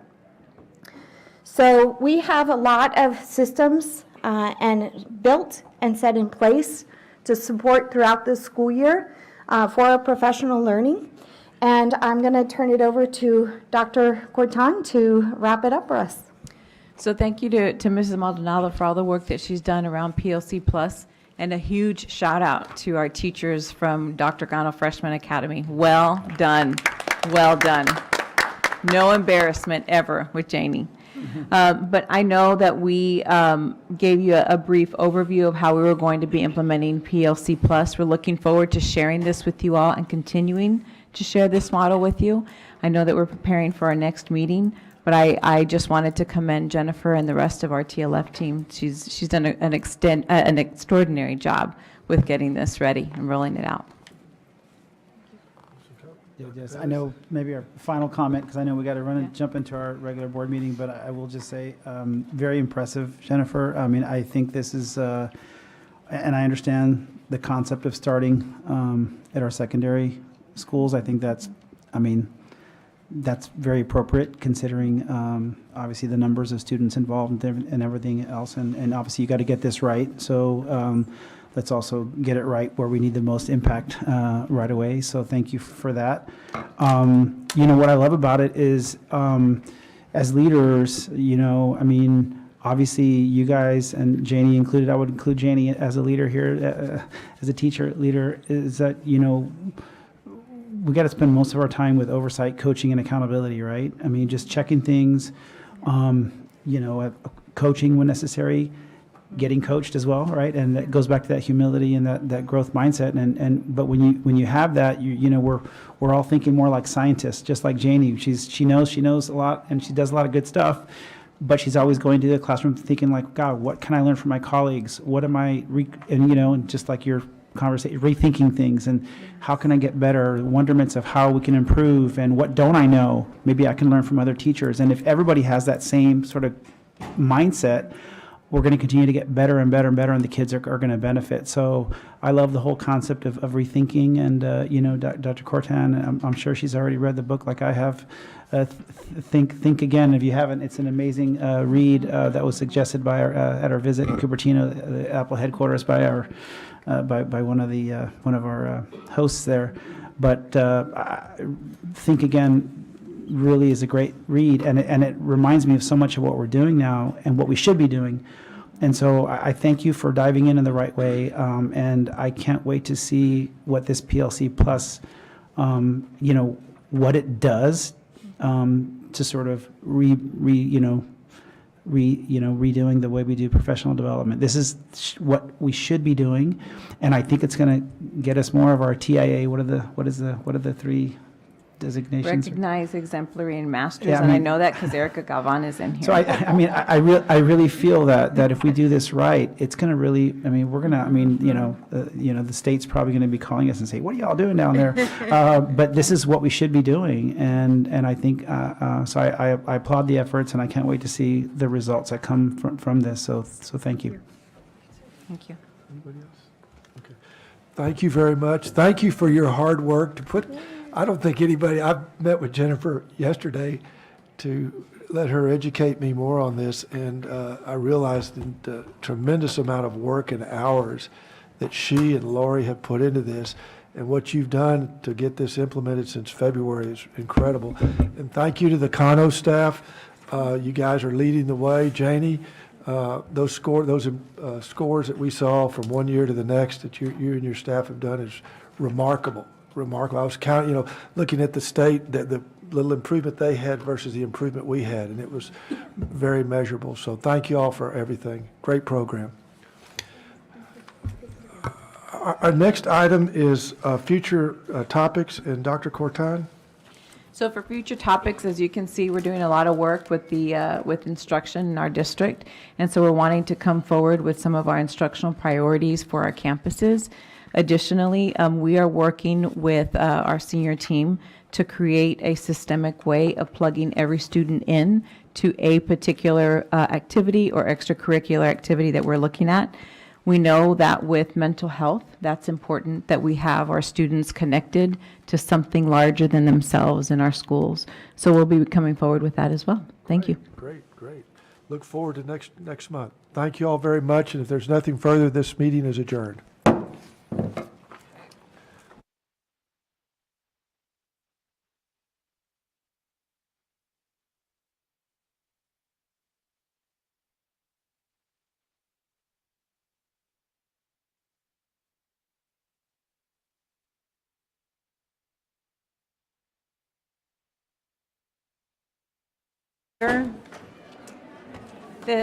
There we go. I think my mic's on. All right, we have just called to order the Public Facilities Corporation of the Board of Trustees for HCISD on this July 11th at 5:47 p.m. We do have a quorum, so we're going to move right into agenda item 3, public comment for agenda topics. Do we have any? No requests for public comments. Okay, thank you so much. So moving on to item 4. Welcome, everybody. We are going to just finish up this meeting real quick, and then we'll move on to the regular board meeting. So item number 4, consideration for approval of a resolution by the Board of Directors of HCISD Public Facility Corporation authorizing the amendment to the trust agreement relating to HCISD Public Facility Corporation School Facility Lease Revenue Bond Series 2007. Mr. Mendoza. I think your mic's. Wait, we need a mic We need to check turn the on mic- can you Mr. turn all the mics Mendoza. on, please? Try again. Thank you. There you go. Here we go. Thank you, Madam President, board members, Dr. Cortan. So this particular amendment calls for updating the trust agreement of our lease revenue bond series 2007. In particular, 2 items are being amended. One is to evidence the Seattle Federal Home Loan Bank merged with Federal Home Loan Bank of Des Moines in 2015. Also, to remove the reference to the US dollar ask rate, which is the LIBOR-based, and LIBOR will cease to exist as of June 30th of 2023. What this will entail is in August 1st, our interest rate will reset. Currently, it's at 4.53. We're expecting it to reset around 5% on our particular 2007 lease revenue bonds. We have 5 more payments on our particular bonds as well, and we recommend approval of this resolution, amendment to this resolution. Thank you, Mr. Mendoza. Do I have a motion? Madam President, I move approval of the resolution by the Board of Directors of the Harlingen Consolidated Independent School District Public Facility Corporation authorizing the amendment to the trust agreement related to the Harlingen Consolidated Independent School District Public Facility Corporation School Facility Lease Revenue Bonds, Series 2007, as presented. Thank you, Dr. Perez. And then I have a second from Mr. Jaimez. Any discussion? Okay, all those in favor of the amendment as proposed, say aye. Aye. Any opposed, same sign? All right, motion passes. Thank you, Madam President. Thank you. Okay, this meeting is adjourned.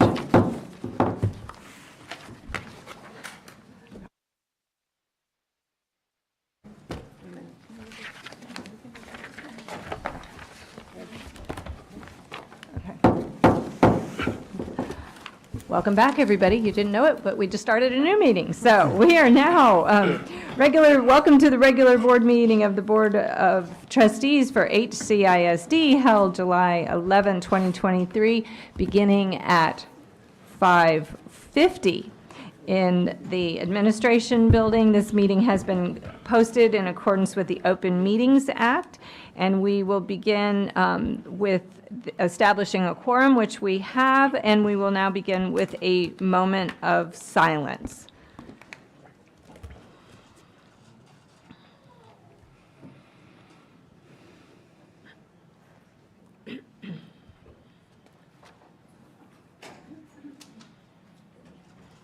Thank you. Miss Brianna Vela Garcia, will you bring forth the Pledge of Allegiance, please? Item C. No? Is Brianna not here? I don't see Brianna.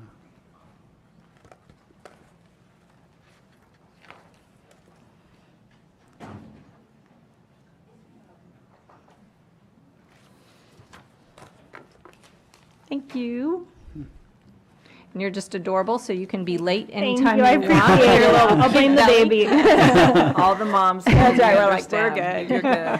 Mrs. President, board members, Dr. Corton, administration, and audience, tonight's pledge will be led by Ethan Carter, an incoming senior at Harlingen High School South. So I could have Ethan come this way.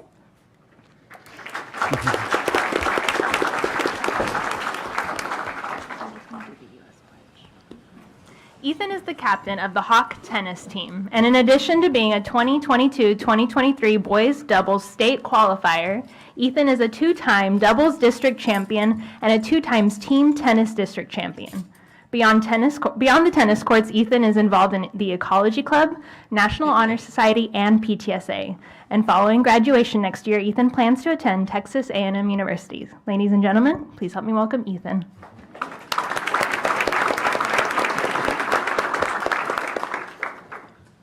I pledge allegiance to the flag of the United States of America and to the republic for which it stands, one nation, under God, indivisible, with liberty and justice for all.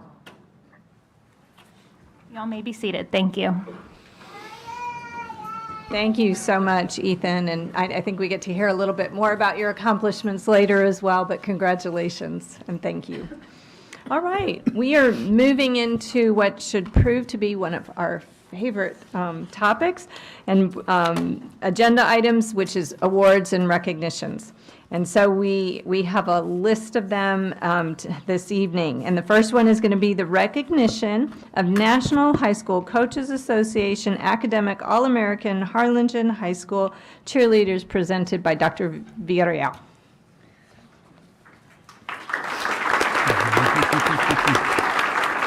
All right.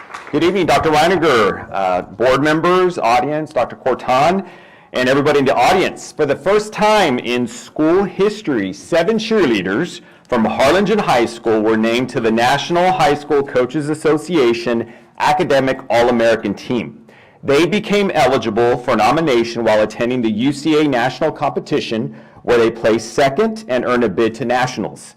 In addition, they needed to carry at least a 3.6 GPA on a 4.0 scale for the year. And so at this time, we're going to recognize the following 7 cheerleaders. But before doing that, Dr. Reiniger and Dr. Corton, if you please join us up front so that we can present these fantastic girls. Girls, when we do call your name, you'll receive a certificate. You'll stop for a picture here with Dr. Reiniger and Dr. Corton, and then you move up here to the front, and then we'll take a group picture at the end. So we are going to begin first with Faith Franklin, second team as a junior.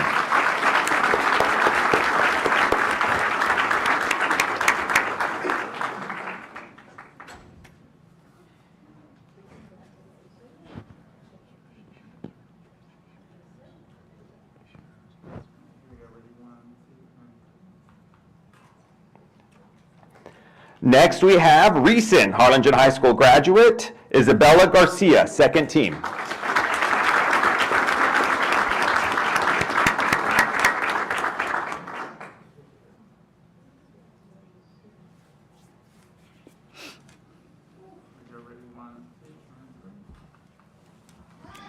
We also have a recent graduate, Davina Gutierrez, second team.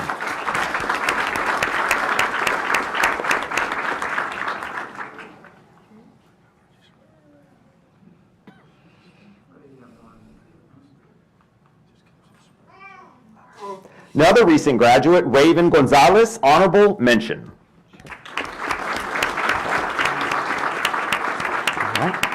Next, we have Emma Reyes, honorable mention.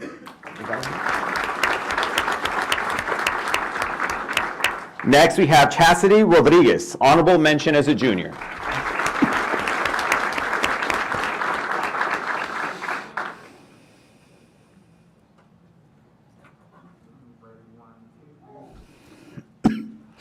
And rounding out this awesome group of cheerleaders, Olivia Villarreal, honorable mention.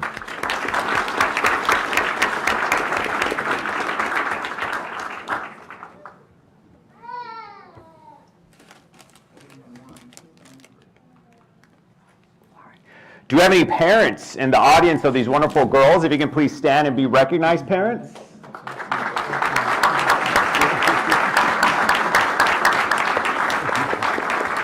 All right. So at this time, board members, will you please join us up front for a picture, as well as Harlingen High School Principal, Ms. Nelda Alonso.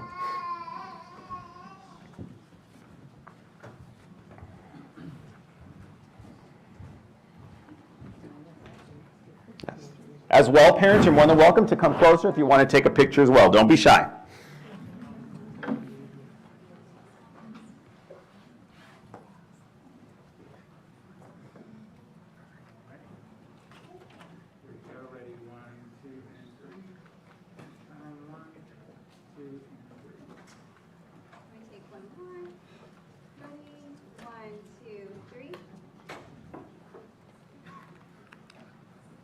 All right, round of applause once again for our cheerleaders.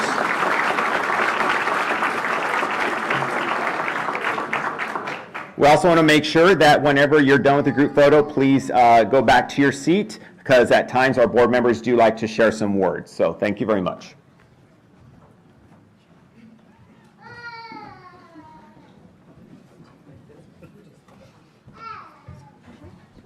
Madam President, I actually wanted to say something real quick.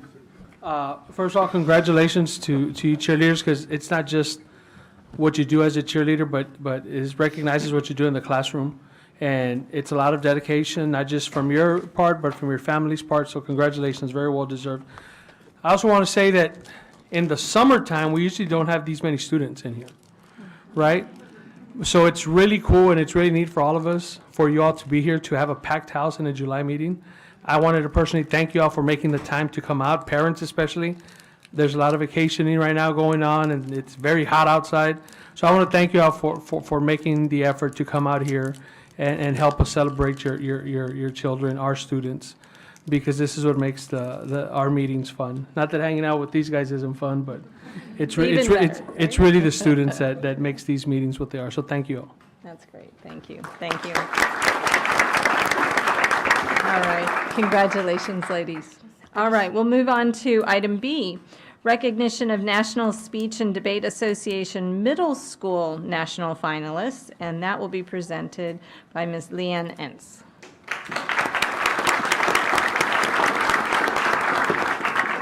Good evening, Dr. Reiniger, board members, Dr. Corton, administrative team, and audience. It's my privilege to recognize these younger, I won't say young, younger up-and-coming artists. They qualify to compete at the NSDA Middle School National Tournament, which takes place while the high school tournament is going on as well. And many of our high school students that you'll see tonight started out doing the middle school national speech and debate tournament. And so we are recognizing those that made it to the final round and placed. That means of the hundreds of kids from across the country and China, our students were one of the top 6. So it's a huge accomplishment, and I was very, very proud of all of them. And I want to bring up their coaches. So if you were a coach and you were with middle school kids on an airplane and 5 nights at a hotel, I think you get to come forward and stand in the middle and receive your students as they get their awards. So if you'd please come up, Mrs. Sally Novato, our fine arts specialist, who helped coordinate so much of this. Carmela Benavides, who's been helping at GMS, or School of Arts and Sciences. Adrian from Vela, and Manny from, if y'all stand there in the middle, and then I'll call them. If we could have Dr. Corton, if you could come down, and the board president to present their awards, and then they'll come to you. Go ahead and step up, yeah. And then we'll take a group picture after it's all over. All right, first up, Catalina Cabera Corona, placed 3rd in poetry interpretation.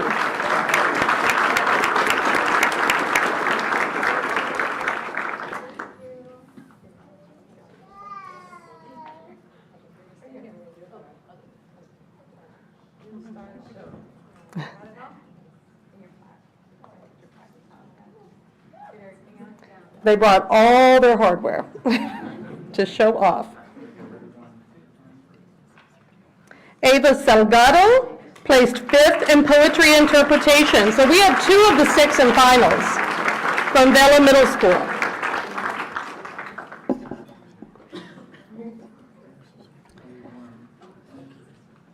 And 2nd place, missing the national champion by 1 rank, Cara Cisneros and Nadia Vento in duo interpretation.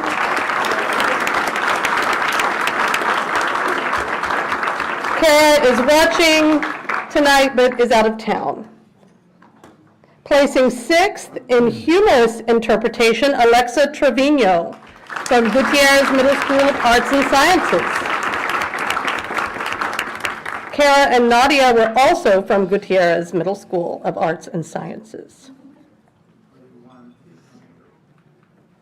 And Vernon's first national finalist, Alina Kretz, in prose interpretation, placed 4th overall.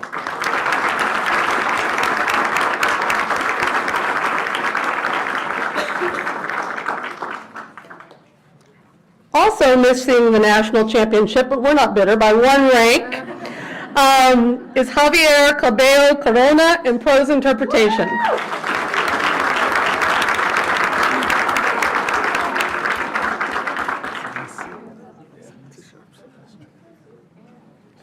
And double finaling, which is really hard to do. In program oral interpretation and dramatic interpretation is Addison Ruiz from Gutierrez Middle School of Arts and Sciences.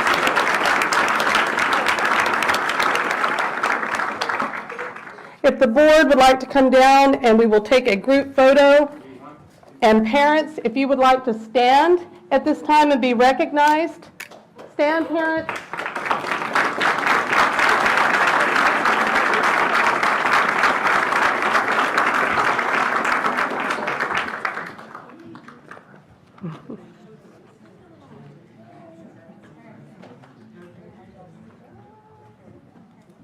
Thank you.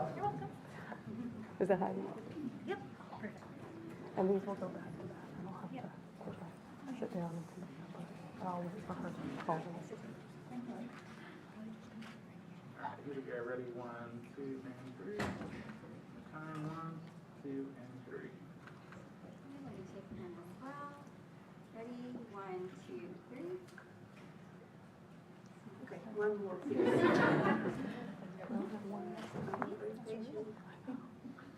Thank you. Yay, congratulations.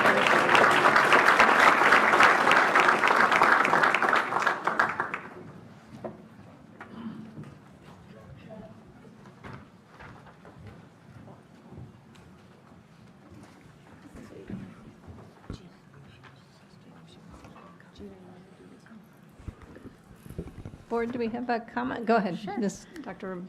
So I just want to say another huge round of congratulations for our middle schoolers. I know that you all have set the bar extremely high. For some of you, I've enjoyed already watching you. It's odd to say this, right? But like grow up already from seeing you on stage over the last few years. So I know you all work extremely hard. I know that you're already putting in the time to identify your pieces for next year, because that's just how dedicated that you have to be in order to compete at this level and to succeed at this level. So extremely, extremely proud of you. And I just can't wait to see what you all go on to do next year. So I know you all are already working on it. I know some of you have already been meeting, picking out what you're going to do. Speech camps in a couple of weeks. So I'm excited for all of you. Congratulations. Congrats. Super good. All right, moving on to item C, recognition of National Speech and Debate Association High School National Finalist, Ms. Leanne Entz. And may I just say, I really appreciate how you explain the ranking and how it works, so we really understand just how momentous this is. Well, thank you. I try to make it a big deal because it is a big deal. It is a big deal. So I try to give as many stats as I can give.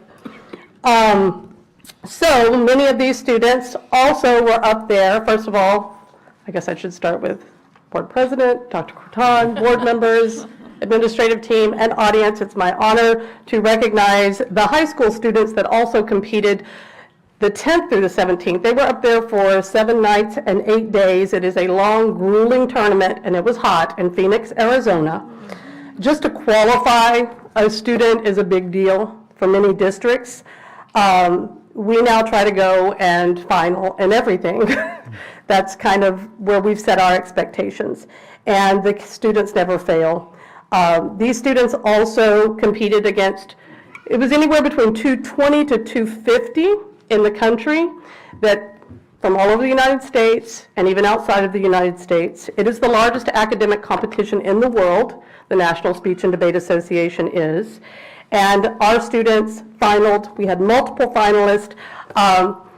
We wanted to come back with a national championship, but we're very proud. Just to get to the final stage is huge. They perform in a huge convention center in front of all of their peers. It's live streamed. They're on video forever. They're used as teaching tools now across the country in classrooms all over. So yeah, making that final stage is a big deal. They go through 6 preliminary rounds, and then they go through 4 out rounds, going from top 60 to top 30 to top 14 to top 6. Those are some tough cuts to make, and so I am recognizing those that made it to the semifinal and final round. If I could have those coaches come on up, they definitely deserve a round of applause. Mr. Eddie Cavazos is in New York.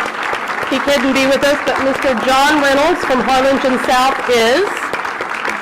Christopher Esparza from Harlingen High School, and Miss Julia Bender from Harlingen High School. They are the true heroes that make so much of this happen.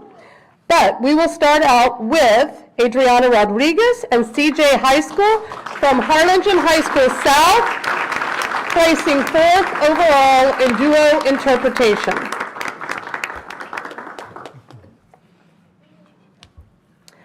I do want to point out they will be back next year. That is a sophomore and a junior.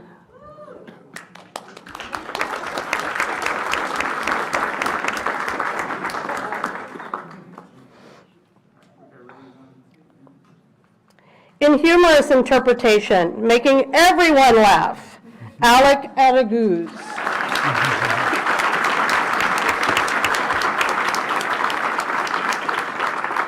And for these two in particular, I do want to point out, they both finaled last year. It is, and John knows this, because he was a 2-time national finalist for South. It is very difficult to final any year, but to do it back to back, and this duo and that humorist went back to back national finalists. So, yeah.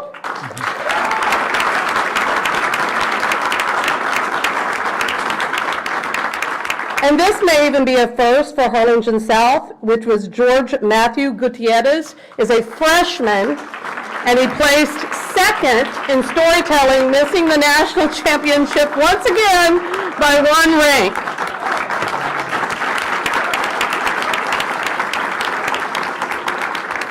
And George Matthew, I want to say, was a national finalist in 6th, 7th, and 8th grade. Close, right? He's like, yeah, we'll roll with that. Devin Claudio and Katie Velasquez from Harlingen High School South placed 10th in duo interpretation, making it to the semifinal round.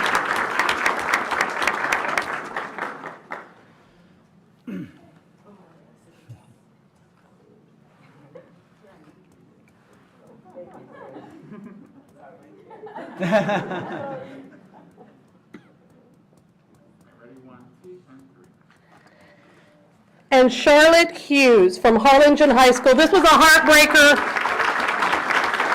because to make it to the final 6, you have to be 1st through 6th, right? And then if you semifinal, they bring you on the stage and they call out 14, 13, 12, and she placed 7th. So she was 1 away from making it to the final stage, but she's a finalist in our heart.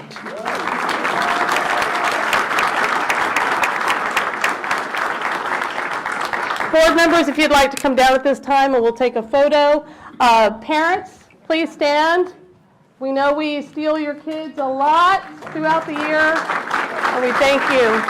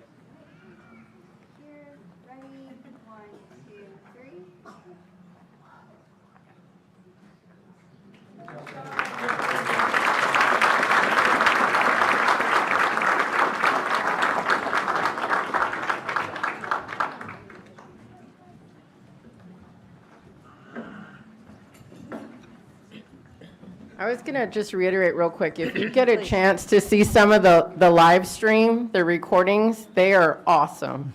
So if you get to watch some of these finalists again, it's well worth your time. Super. I just want to add. Oh, please. For some of y'all I know are recent graduates out there, don't forget that some of these things that you participated in are going to continue to impact the future academically and otherwise.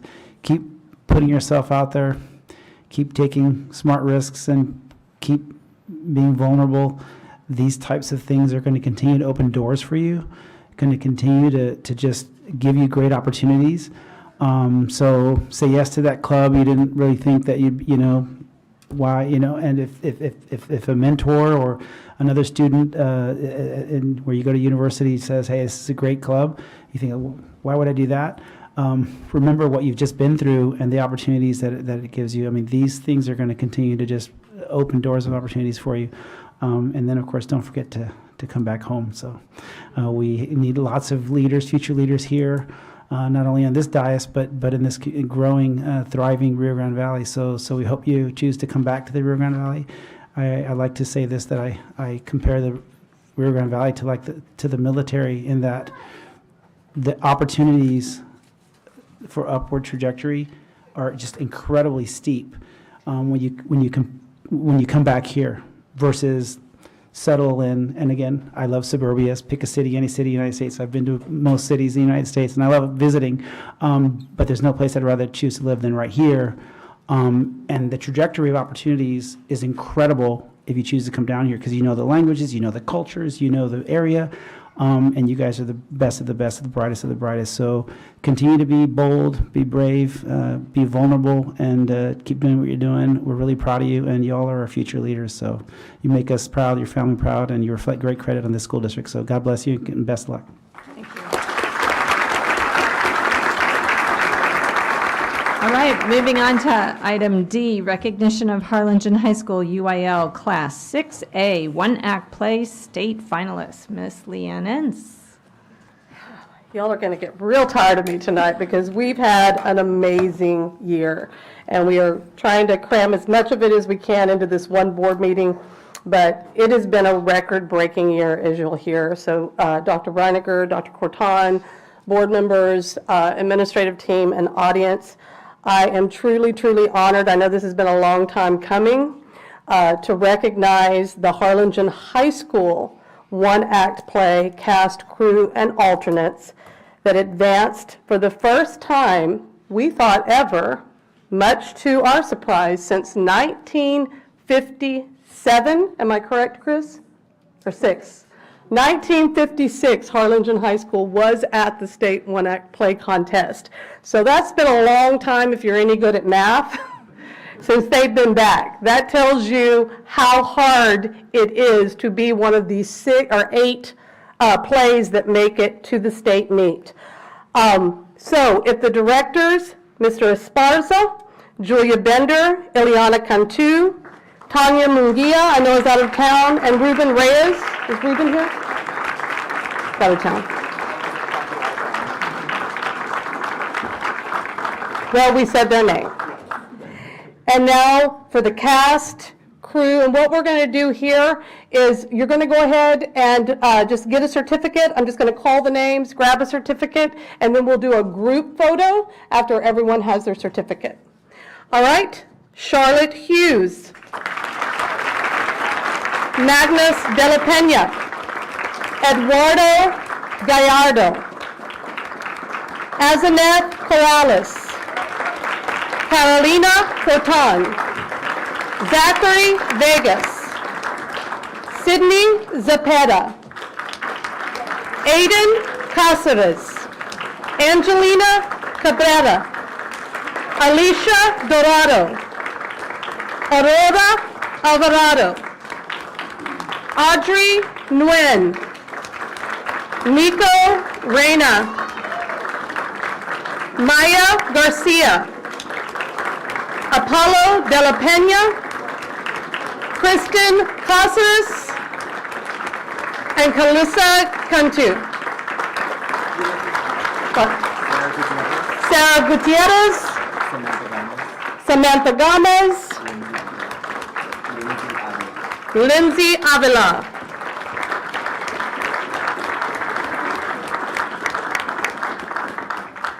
So I do want to talk a little bit about Charlotte again. So at the UIL play, one act play state meet, one actor or actress, now it's called top performers, there are 2 top performers that are announced out of all of the companies, out of all of the 8 plays.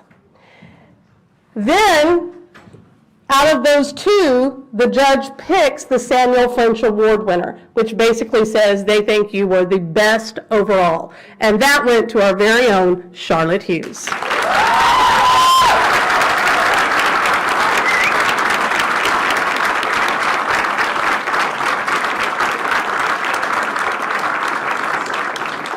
And we'll come back to that. Board members, come on down and let's take a photo. And parents, if you're in the audience, please stand. This is a huge accomplishment. I have a feeling it's going to happen now, year after year after year. I can feel it, Mr. Esparza and Ms. Bender.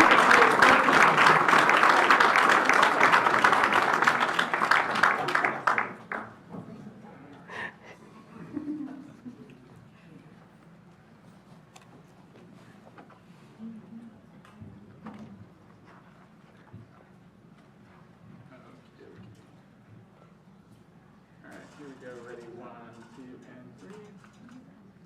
Time, 1, 2, and 3. Okay, let me take one more. Ready, 1, 2, 3.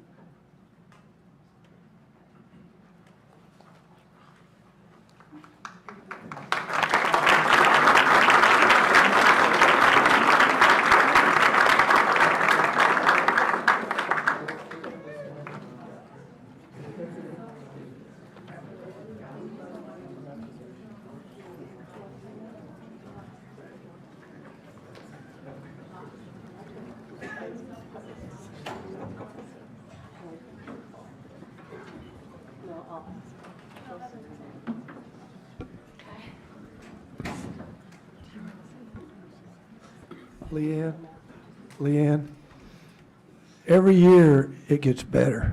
I know, right? I mean, you said this is a record-breaking year. Last year was, and the year before.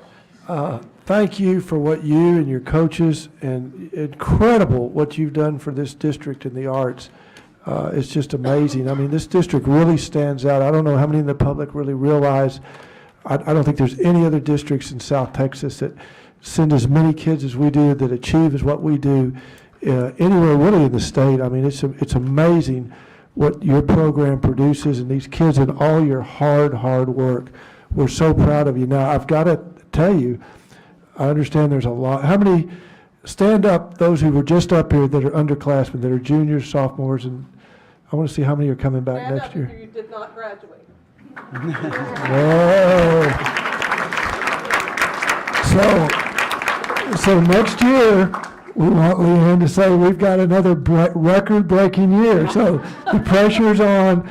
But thank you for all your hard work, and thank you for really making this district shine. We really appreciate it. Thanks to the parents, too, because that's a big, big part of it, the parent participation. Thank you. Great, thank you. Thank you, Mr. Powers. And just because it's a unique opportunity to do this, I just want to recognize one more time Charlotte Hughes. Incredible to watch your career here, in fact. We've seen you in many pieces, and I think that, you know, on the wings of you will bring others. And so congratulations on just a stellar career. We can't wait to see what's next. I'm ready to come to Broadway and watch you, okay? All right, Miss Leanne Entz, I'm going to invite you back again because we have recognition of Harlingen High School South UIL Class 5A One Act Play State Champions. Yeah, Dr. Reiniger, Dr. Corton, board members, administrative team, and audience. Yeah, Harlingen High School South said, we're gonna do something this year, and they sure did it. They didn't just make it to state again for the third consecutive year in a row. They went ahead and took the whole state championship, and I believe, if I'm not mistaken, I was keeping up. I think they got almost all ones throughout the entire competition, starting from zone, then they go to district, then you go to by district, then you go to area, then you get to regionals, and if you get first or second at regionals, you make it one of the 8 at state. And then once you're there with all of those other regions being represented, you've got to get 3 judges to say you were the state champion. So to say the stars have to align for all of this to happen is no understatement. And for those, Dr. Corton that was there at the state meet knows how this is one of the most nerve-wracking events, you know, I think that we partake in. I'm sure the directors would agree as well. But this is the second time that South has won the state championship. I want to point that out. But there was one thing that was a little different, and I'll get to that once I bring the directors up. Mr. Cavazos is in New York City right now, could not be with us. But Mr. Reynolds is here, Mr. Joseph Amendatis, and Mr. Joel Hinojosa.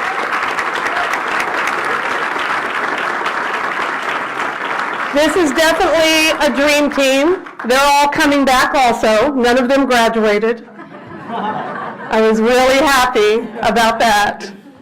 And now I'm going to call the cast up, and we're going to do it like we did with Harlingen High School, and then we will take a group photo at the end. So these are the cast, crew, and alternates. No, y'all will stay here, I think. Oh, you're going to help, okay. Devin Claudio. Adriana Rodriguez. CJ High School. Katie Velasquez. George Matthew Gutierrez. Sadie Jensen. Bruce Gonzalez. Carla Rivera. Lorenzo Lara. Allison Manning, Alexis Midler, Gracie Hernandez, Chloe Ponce, Alec Araguz, Joshua Trevino, Maxine Garza, Cyrus Garza, Sadie Maldonado, Karina Garcia, Mario Vento, Roque Barros, Caleb Jennings. Congratulations to the Harlingen High School South State Champion 5A 1-Act Play. I believe I saw Dr. Fernando Reyes here. Did I not? Yes. You better come up and take a photo with these guys. I want to also point out, and this is what I wanted to get to, Devin Claudio, could you step forward just real quick? Devin also won that same little award that Charlotte won, called The Samuel French Award. Top Performer Award. And this was record-breaking in 2 ways. From what we understand, there's never been one school district have a play represented in 5A and in 6A. That's pretty cool. And there has never been a Samuel French Award winner 2 in the same year from the same school district. Pretty awesome.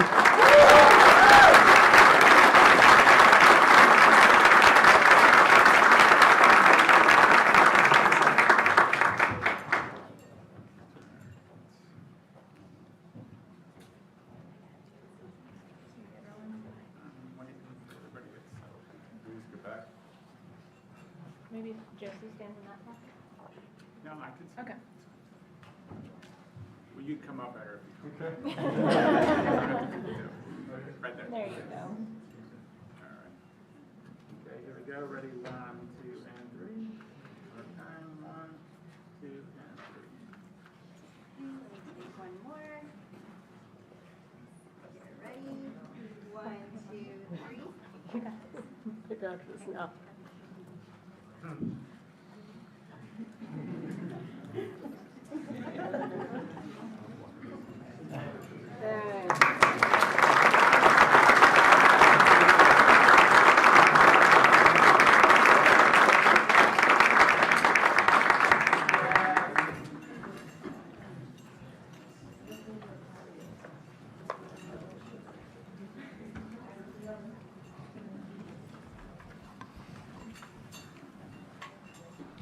Can we get a photo of just Mr. High School and Ms. Hughes? Just Claudio, sorry, Mr. Claudio and Ms. Hughes. That would be awesome.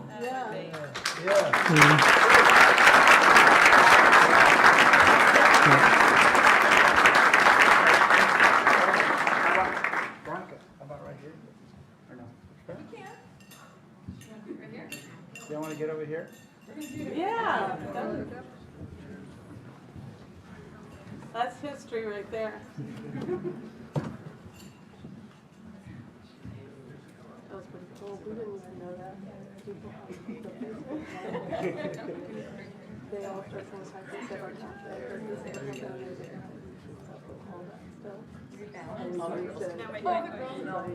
I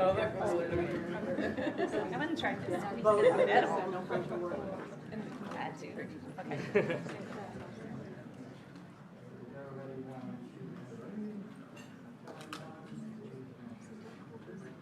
Devin Grant.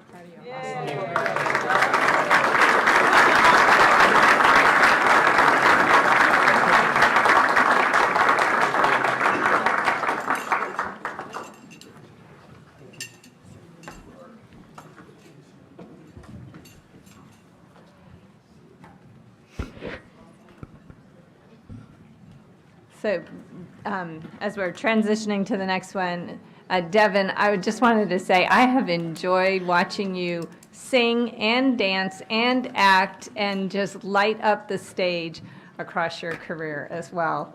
I will probably never forget the SpongeBob performance. For some reason, that was just, I don't know how you brought SpongeBob into poetic artistry, but you did. It was awesome. So thank you so much.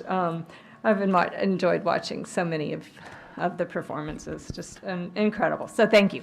All right. Madam President, yes, please. Before we go on, I just want to obviously congratulate you, South Harlingen High School. And, you know, I don't even know if I can do it justice speaking, but watching you guys perform when you do perform, when you're on stage there at the PAC, it's just, it's not even pride that I feel, and I'm pretty sure my trustees, our fellow trustees agree with me. There's just like a different level of pride to watch y'all perform, because you're so good at what you do. And sometimes your performances evoke emotions of laughter or crying or whatever it is that you guys just do a great job in your performances, all of you all. And both of these plays did that for me. A lot of those tears also came just from pride, watching you guys really dive into something that you all love. And like Dr. Pettis said earlier, this journey, what you're doing here now is going to open a lot of doors for you all. And just continue to be bold and continue to be brave, because that's what's gotten you to this point.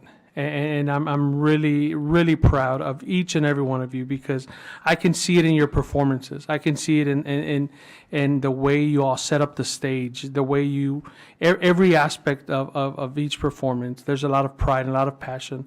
Teachers, instructors, coaches, thank you all for the time that you dedicate to have these wonderful performances here in Harlingen, that our community has come to love and expect from everybody. And to the parents, the families that are here, your support is priceless, and thank you all for letting your children come to the PAC and do what they do, because I know there's long hours of rehearsal.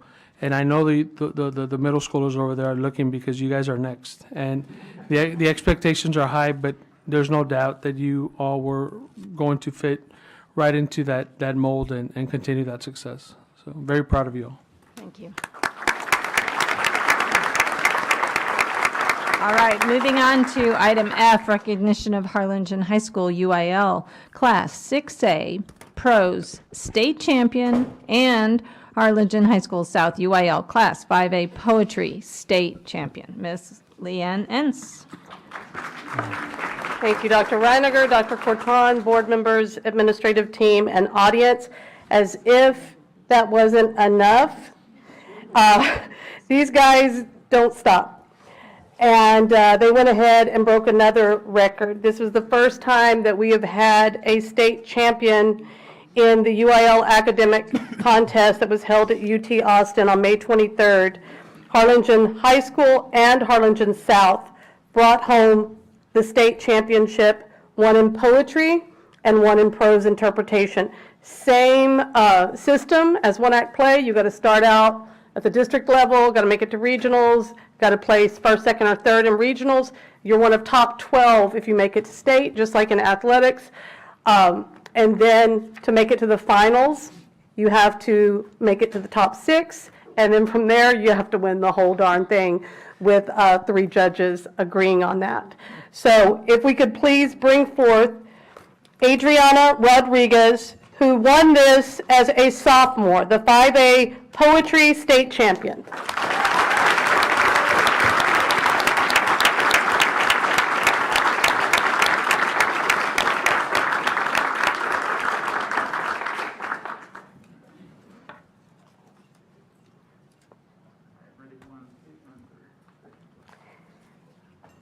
And Harlingen High School's very own Charlotte Hughes brought home the 6A Prose State Championship.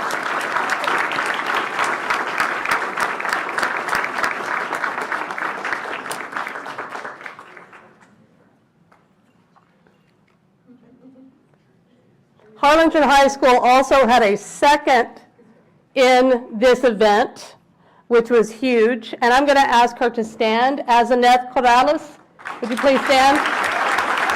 She took second, which is a pretty big deal as a freshman. Just want to point that out. So if we all would like to come down and we'll take a photo.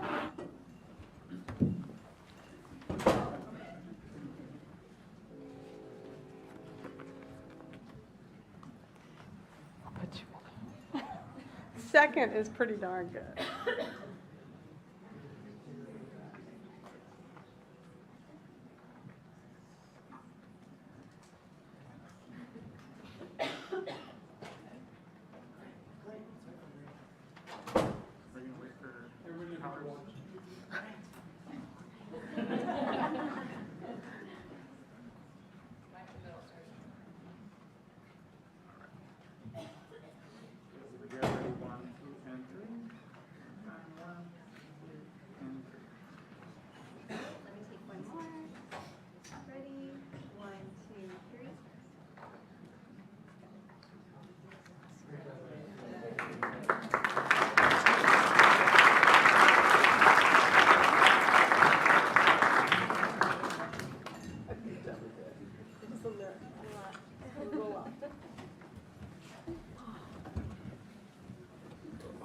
So just as a transition for some of the students and parents, I'd like to ask Dr. Corton to make a few comments about our cheer and speech debate, one-act play, prose, poetry.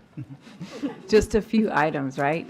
So first and foremost, I see so many smiles in our audience with parents, and I know we asked you to stand earlier, but there's parents and grandparents and aunts and everybody else, the support network. So I would love for y'all to stand one more time for a huge round of applause for you all. Parents and everybody.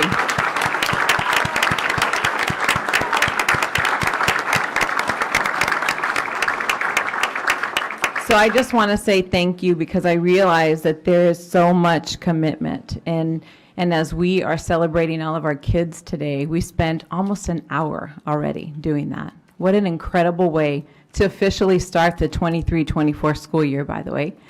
But I just, I can't tell you how many times we went to performances, and as you go to games, and these cheerleaders, it doesn't matter what the temperature is, rain, shine, whatever, they are out there ready to get everybody riled up. So lots and lots of energy. And then I'm going to talk a little bit about the art. So I heard Dr.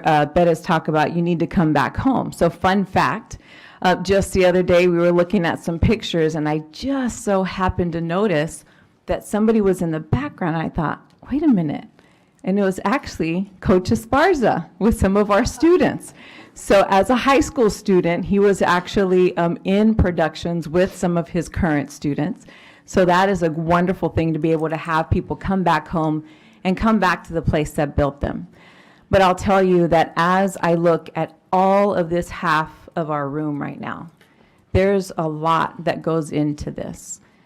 The time is so worth it because you think of the confidence that we have built in each one of you and your coaches pushing you along the way, whether it be a cheer coach or a fine arts coach, but so much investment in our students. We could not be prouder of everything that you have done.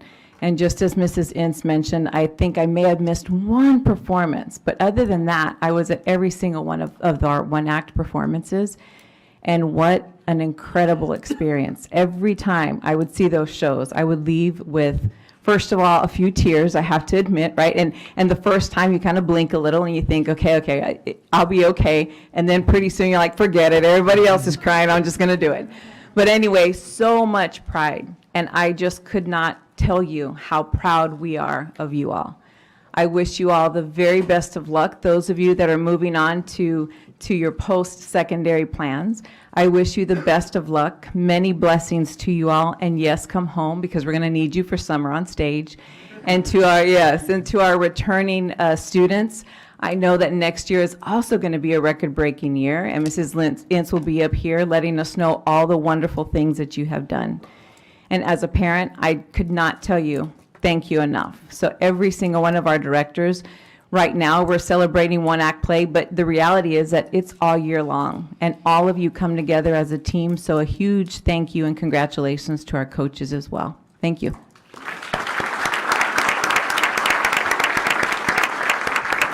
Thank you, Dr. Corton. And I know, folks, if you have other engagements, you feel free to leave whenever you're ready, but you are welcome to stay the whole time, too. And so as we move on to the next item, item G, recognition of Harlingen High School state qualifiers for girls track, Coach Robert Davies.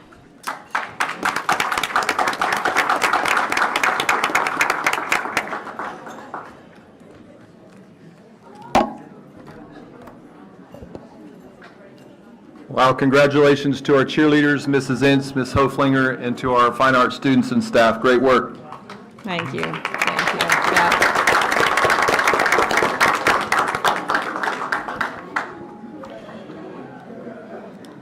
All right. Let them go out. Yeah, take the front row, folks. I like that. Moving up. Yeah.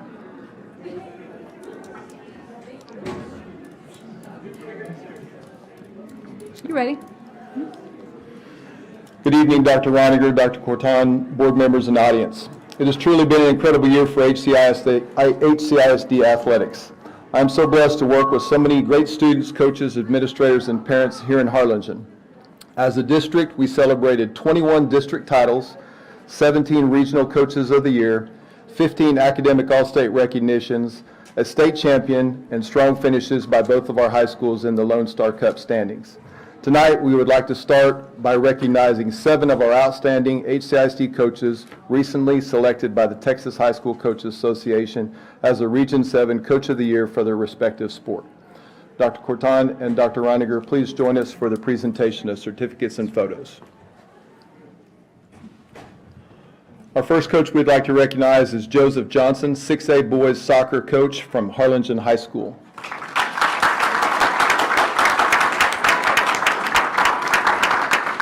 Coach Johnson's done a tremendous job with the boys soccer program. In just his second year, he led the team to their first playoff appearance in 15 years and their first playoff win in 23 years. The team finished their season with a Region 4 semifinal appearance.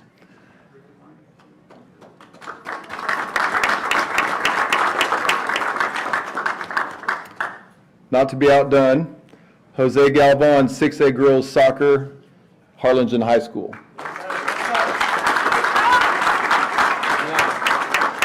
Interestingly, Coach Galvan came over to HHS from the South Boys Soccer program last year. In just his first season, Coach Galvan led the girls to an undefeated 32 6A district title and advanced to the Region 4 semifinals.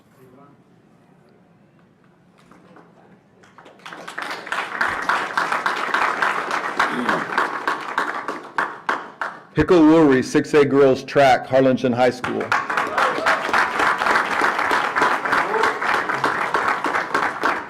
Coach Woolery led the girls to their first district title in 18 years.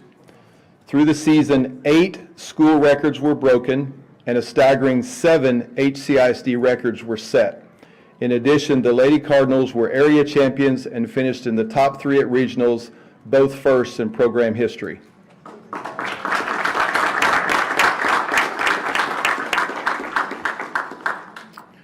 Coach Randy Bermea, 6A boys assistant track coach, Harlingen High School.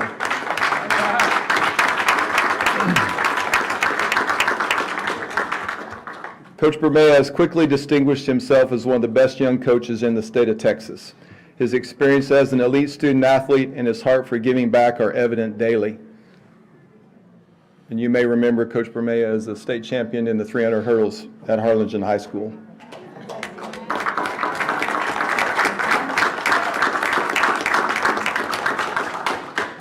Jay Tanamachi, 6A tennis, Harlingen High School. Coach Tanamachi is beginning his 28th year with HCISD and his 19th as the head coach. Under his guidance, the Cardinals have won 2 of the last 3 32 6A district titles.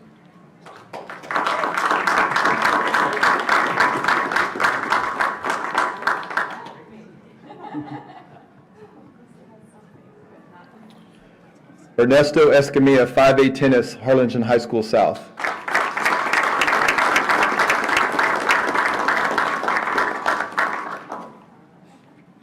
Coach Escamilla has completed his 4th season as the head coach of the South Tennis program. In his tenure, the Hawks have won the district title in 3 of his 4 seasons.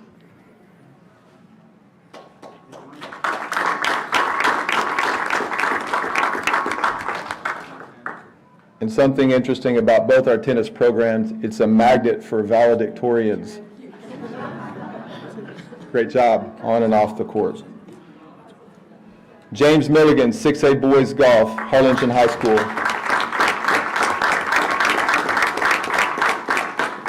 Coach Milligan has been the head coach for 12 years and has won 7 district championships. Coach Milligan is a tremendous golf coach in every facet of the sport and often takes students that have never played and develops them into highly competitive golfers. Board members, please join us for a group photo up front.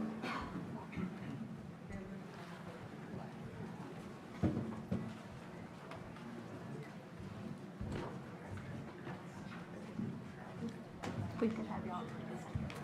Yes. Thank you.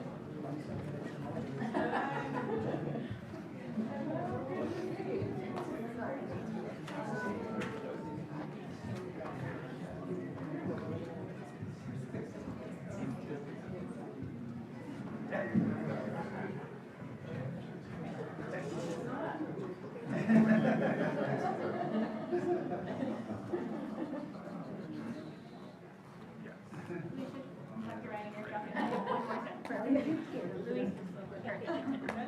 Yes.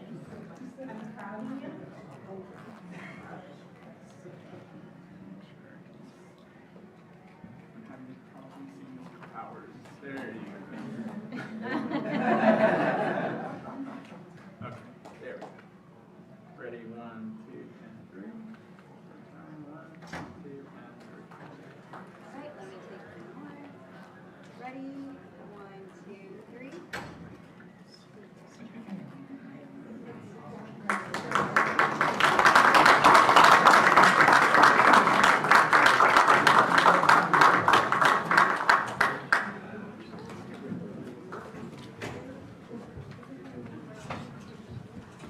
Did you see me? Oh, I know, earlier I was listening to Good part, talk. Yes, sir.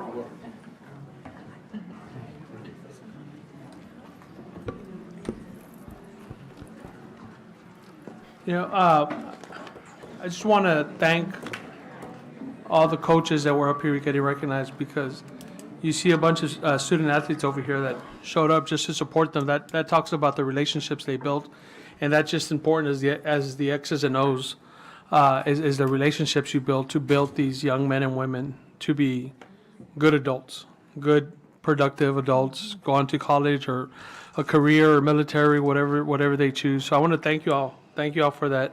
All these coaches put in a lot of work equally.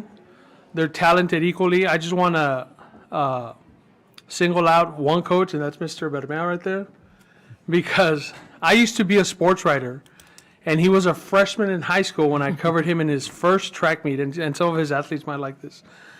I interviewed him, and he was very short with his answers. He had never been interviewed. I mean, he was ninth grade, 14. It was in Mission. I don't know if you remember, the Patriot Relays. And I've seen that guy grow not just as a hurdler for the next 4 years, but go on to hurdle in college, become a college graduate, come back home, as Dr. Perez was saying, and really make an impact on these students. So Randy, I'm very proud of you. And I just wanted to say that congratulations to all of you guys. Thank you all for what you do. Coach Davies, Luis, Sandra, being there to support them also. Thank you all for everything that you all do for our athletes and for our coaches. Yeah, beautiful. Thank you. Thank you. I'm gonna just, if I can just add to that, not just as a coach, but in the classroom too. Appreciate what all of you do in the classroom. I think you all have to go above and beyond after you finish the regular school day. But I see many of you out here who give 110% in the classroom as well. And so I appreciate all the work that you do with our students as well. Thank you. Yeah, great. Coaches, I'm going to take privilege and just recognize that, the dedication that you put in is, I don't think people understand at all. And I've been married to a coach for 31 years. So I'm a 31-year veteran of this. And I don't even appreciate it as much as I should, right? The countless hours, the sacrifice. But then every year, it's time to go again. And the reason you get up and the reason you get excited is because of those kids. It's all about the kids, because there's just no way that a school or a district can recognize you in the ways that you deserve. You are so motivated to make a difference in your athletes' lives. And I just, why we have the chance as we start the next year and as you're revving up for what's going to prove to be another spectacular year. Just thank you so tremendously much. So, all right. Great job. Now, we're going to go back to item H, which I think is great, right? That we're going to go back and well, actually, it's G. Let me go back to G. So we got the coaches, and now we get to see these athletes. So recognition of Harlingen High School state qualifiers for girls track. Miss Sandra Flynn. Yes, thank you, Dr. Reiniger, Dr. Corton, board, administrators, and guests. It really is my honor to introduce you to two fabulous, phenomenal fast, strong female athletes tonight that represent Harlingen High School. And really, Dr. Cortana and Dr. Reiniger, if you'll join us down here for a picture when I tell you about these ladies. They're amazing. I'm going to start with Faith Franklin. Faith, you can come up. Oh, yeah. You've seen Faith up here already tonight. Faith is a record holder with HCISD and a Valley record holder. She holds a record in the 100, 200, and 400 meter dash. So this girl's fast. Don't try to chase her because you're not going to catch her. All right. She earned a silver medal at the state meet this year in the 400 meter dash. And she also is named to the THSCA, Texas High School Coaches Association Elite Team, which is the highest honor that they give for academics. So congratulations to Faith. Okay. Next is Jasmine Thompson.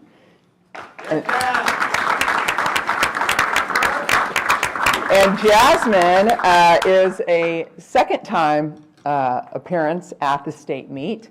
She is a shot put and discus athlete, so she is strong. So do not try to outthrow her because she will win. We love Jasmine. She's great. She was part of our SALT team this summer as well. Jasmine also holds HCISD records in shot put and discus, and she just qualified for the Junior Olympics. Wow. So let me say this also. Both of these young ladies are juniors, so they have another year to do amazing things, and we can't wait to see the next state meet to go and cheer them on for state championships. I also want to recognize family members that are here. So family members that are here for these ladies, if y'all are here, please stand. Yeah, they could not get to practice without parents, right? So parents are a vital part of our athletics program. So if our board members will come down and take a picture, that'd be great.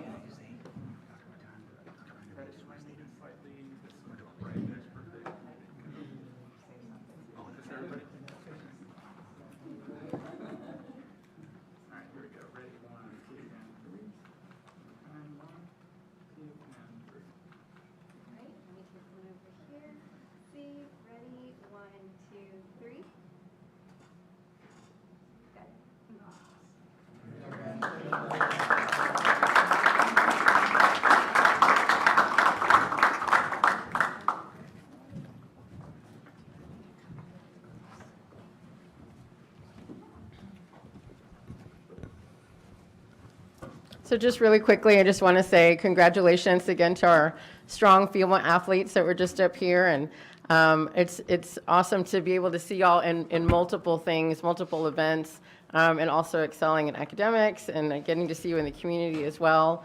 So just want to extend a congratulations. Can't wait to see what you do this coming year. Stay healthy.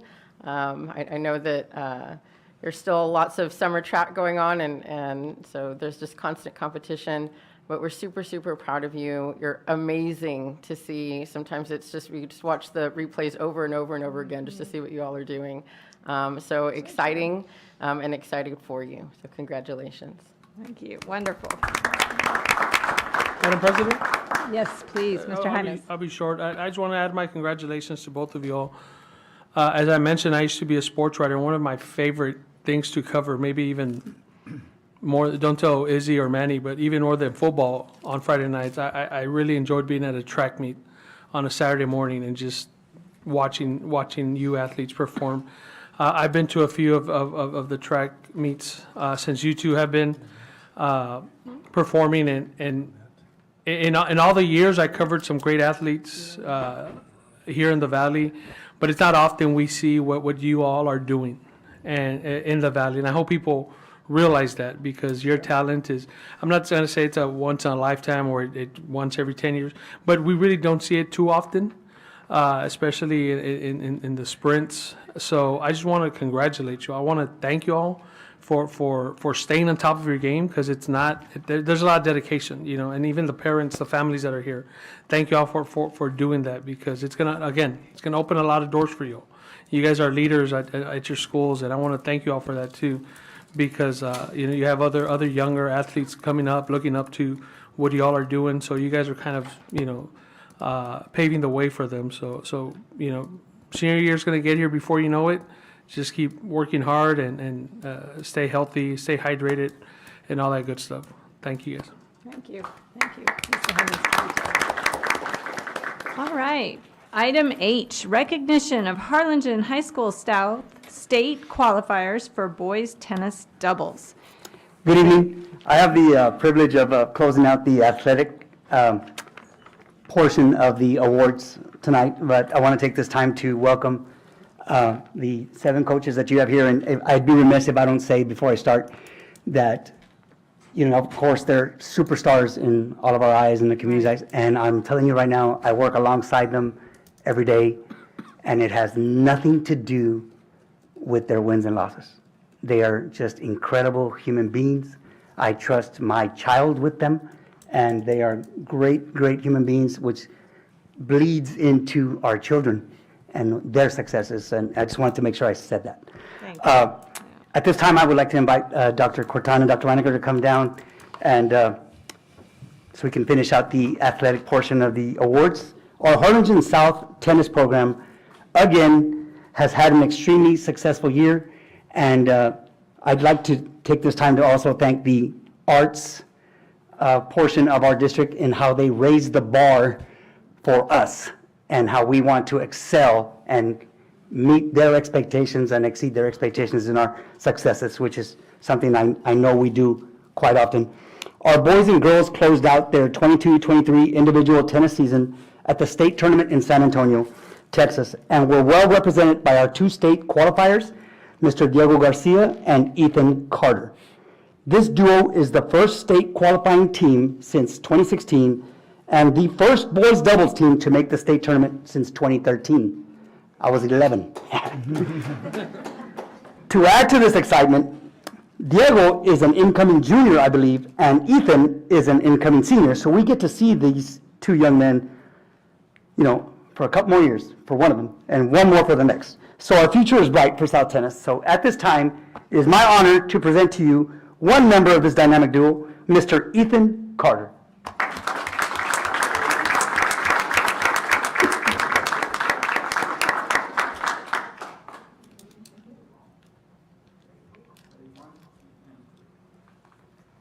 Unfortunately, Diego Garcia could not be here tonight. He's in Austin at a tennis academy, so there's no rest for the weary. What does that say?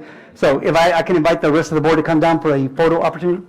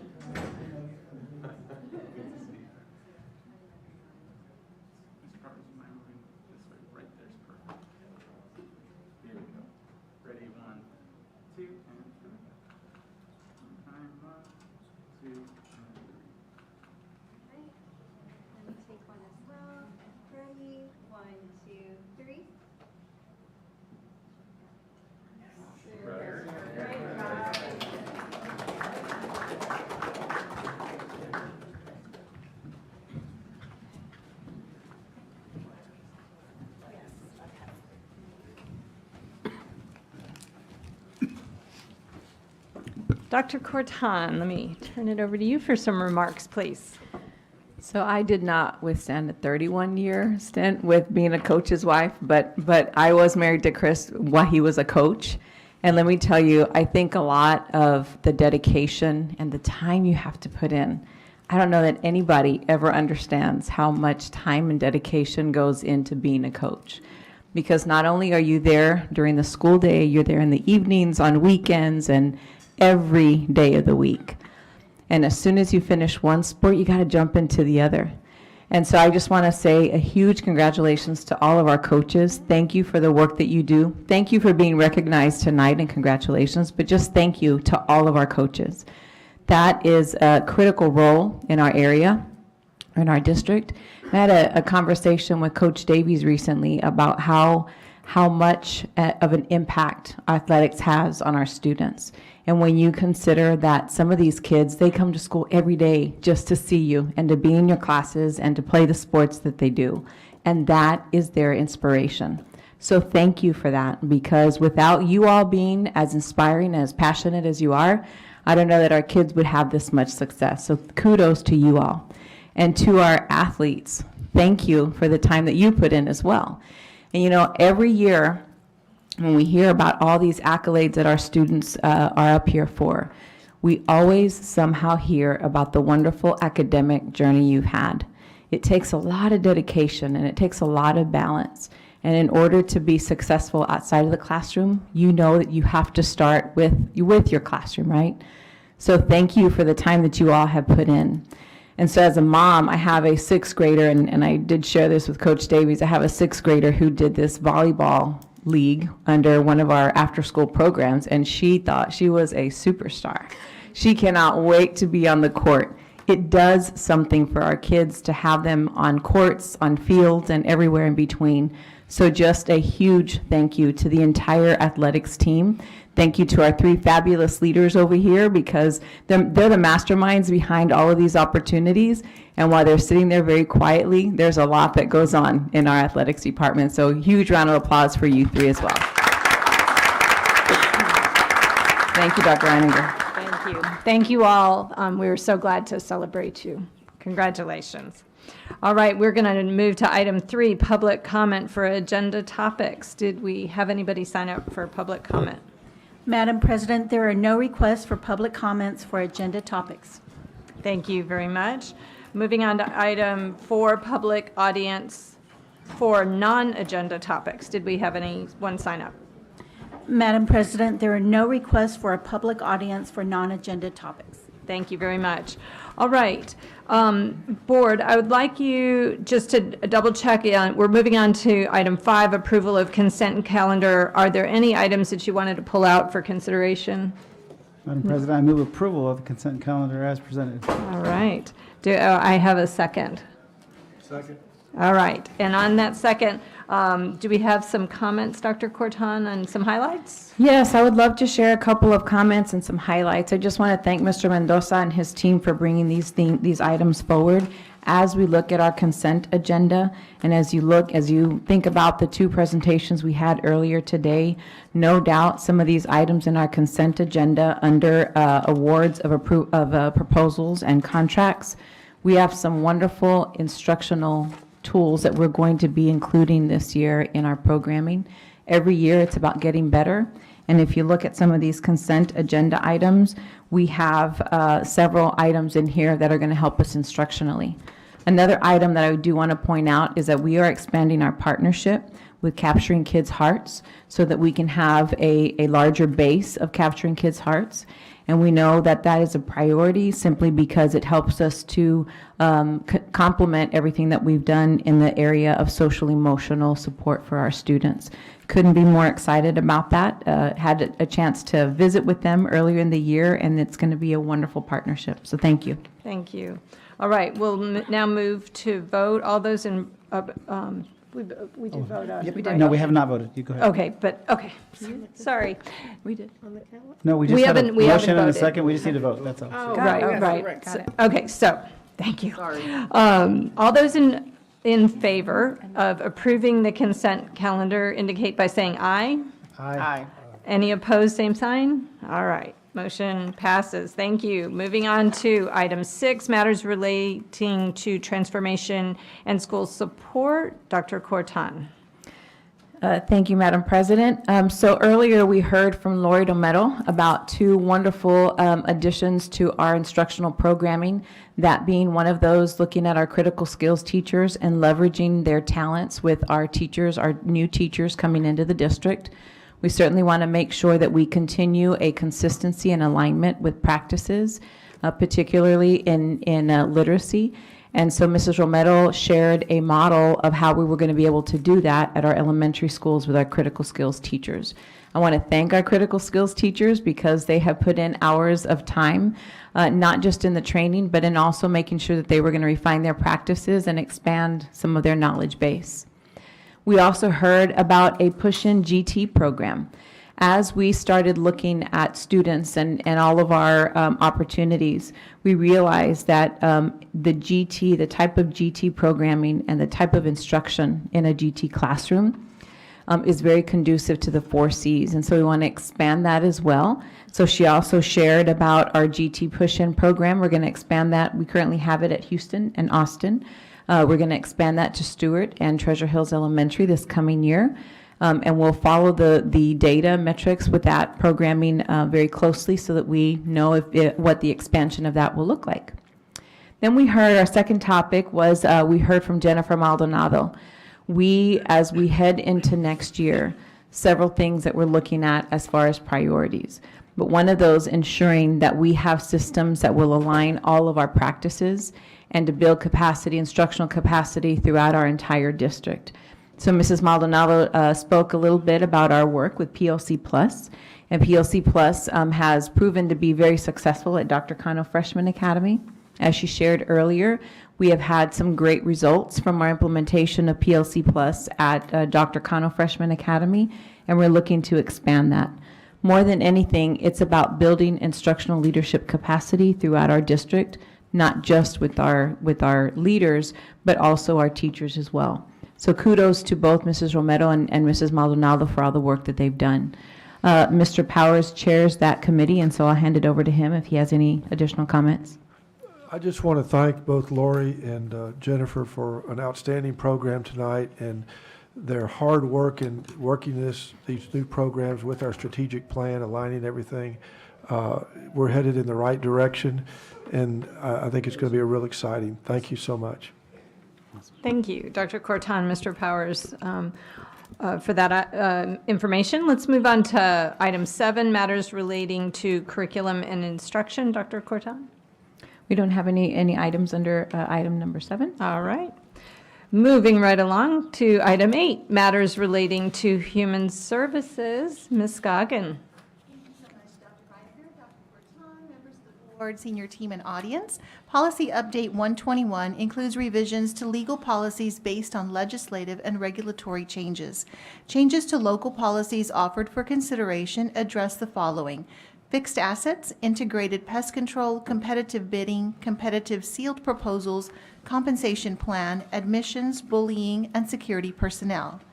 Administration recommends approval on first reading of the recommended revisions to Policy Update 121 and local policies DNA, EIC, FC, and FFA, including adding recess to Policy FFA as discussed earlier at our Policy and Audit Committee meeting.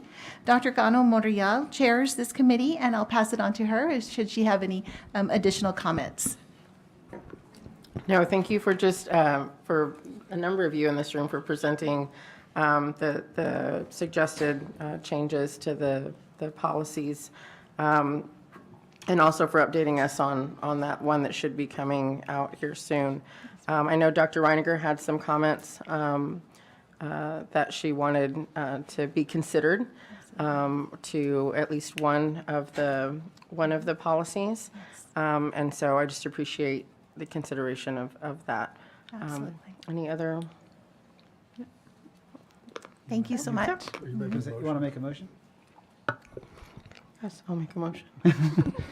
I move that we approve the recommended revisions to Policy Update 121 on local policies DNA, EIC, FC, and FFA on first reading. Second the motion. Second. All right, we have a first and a second. All those in favor indicate by saying aye. Aye. Opposed, same sign. All right, motion passes. Thank you, Ms. Scoggin, and thank you, Dr. Cano Monreal, for the summary. All right, moving on to item 9A, consideration for approval of internal audit plan 2023-2024. Ms. Ledesma.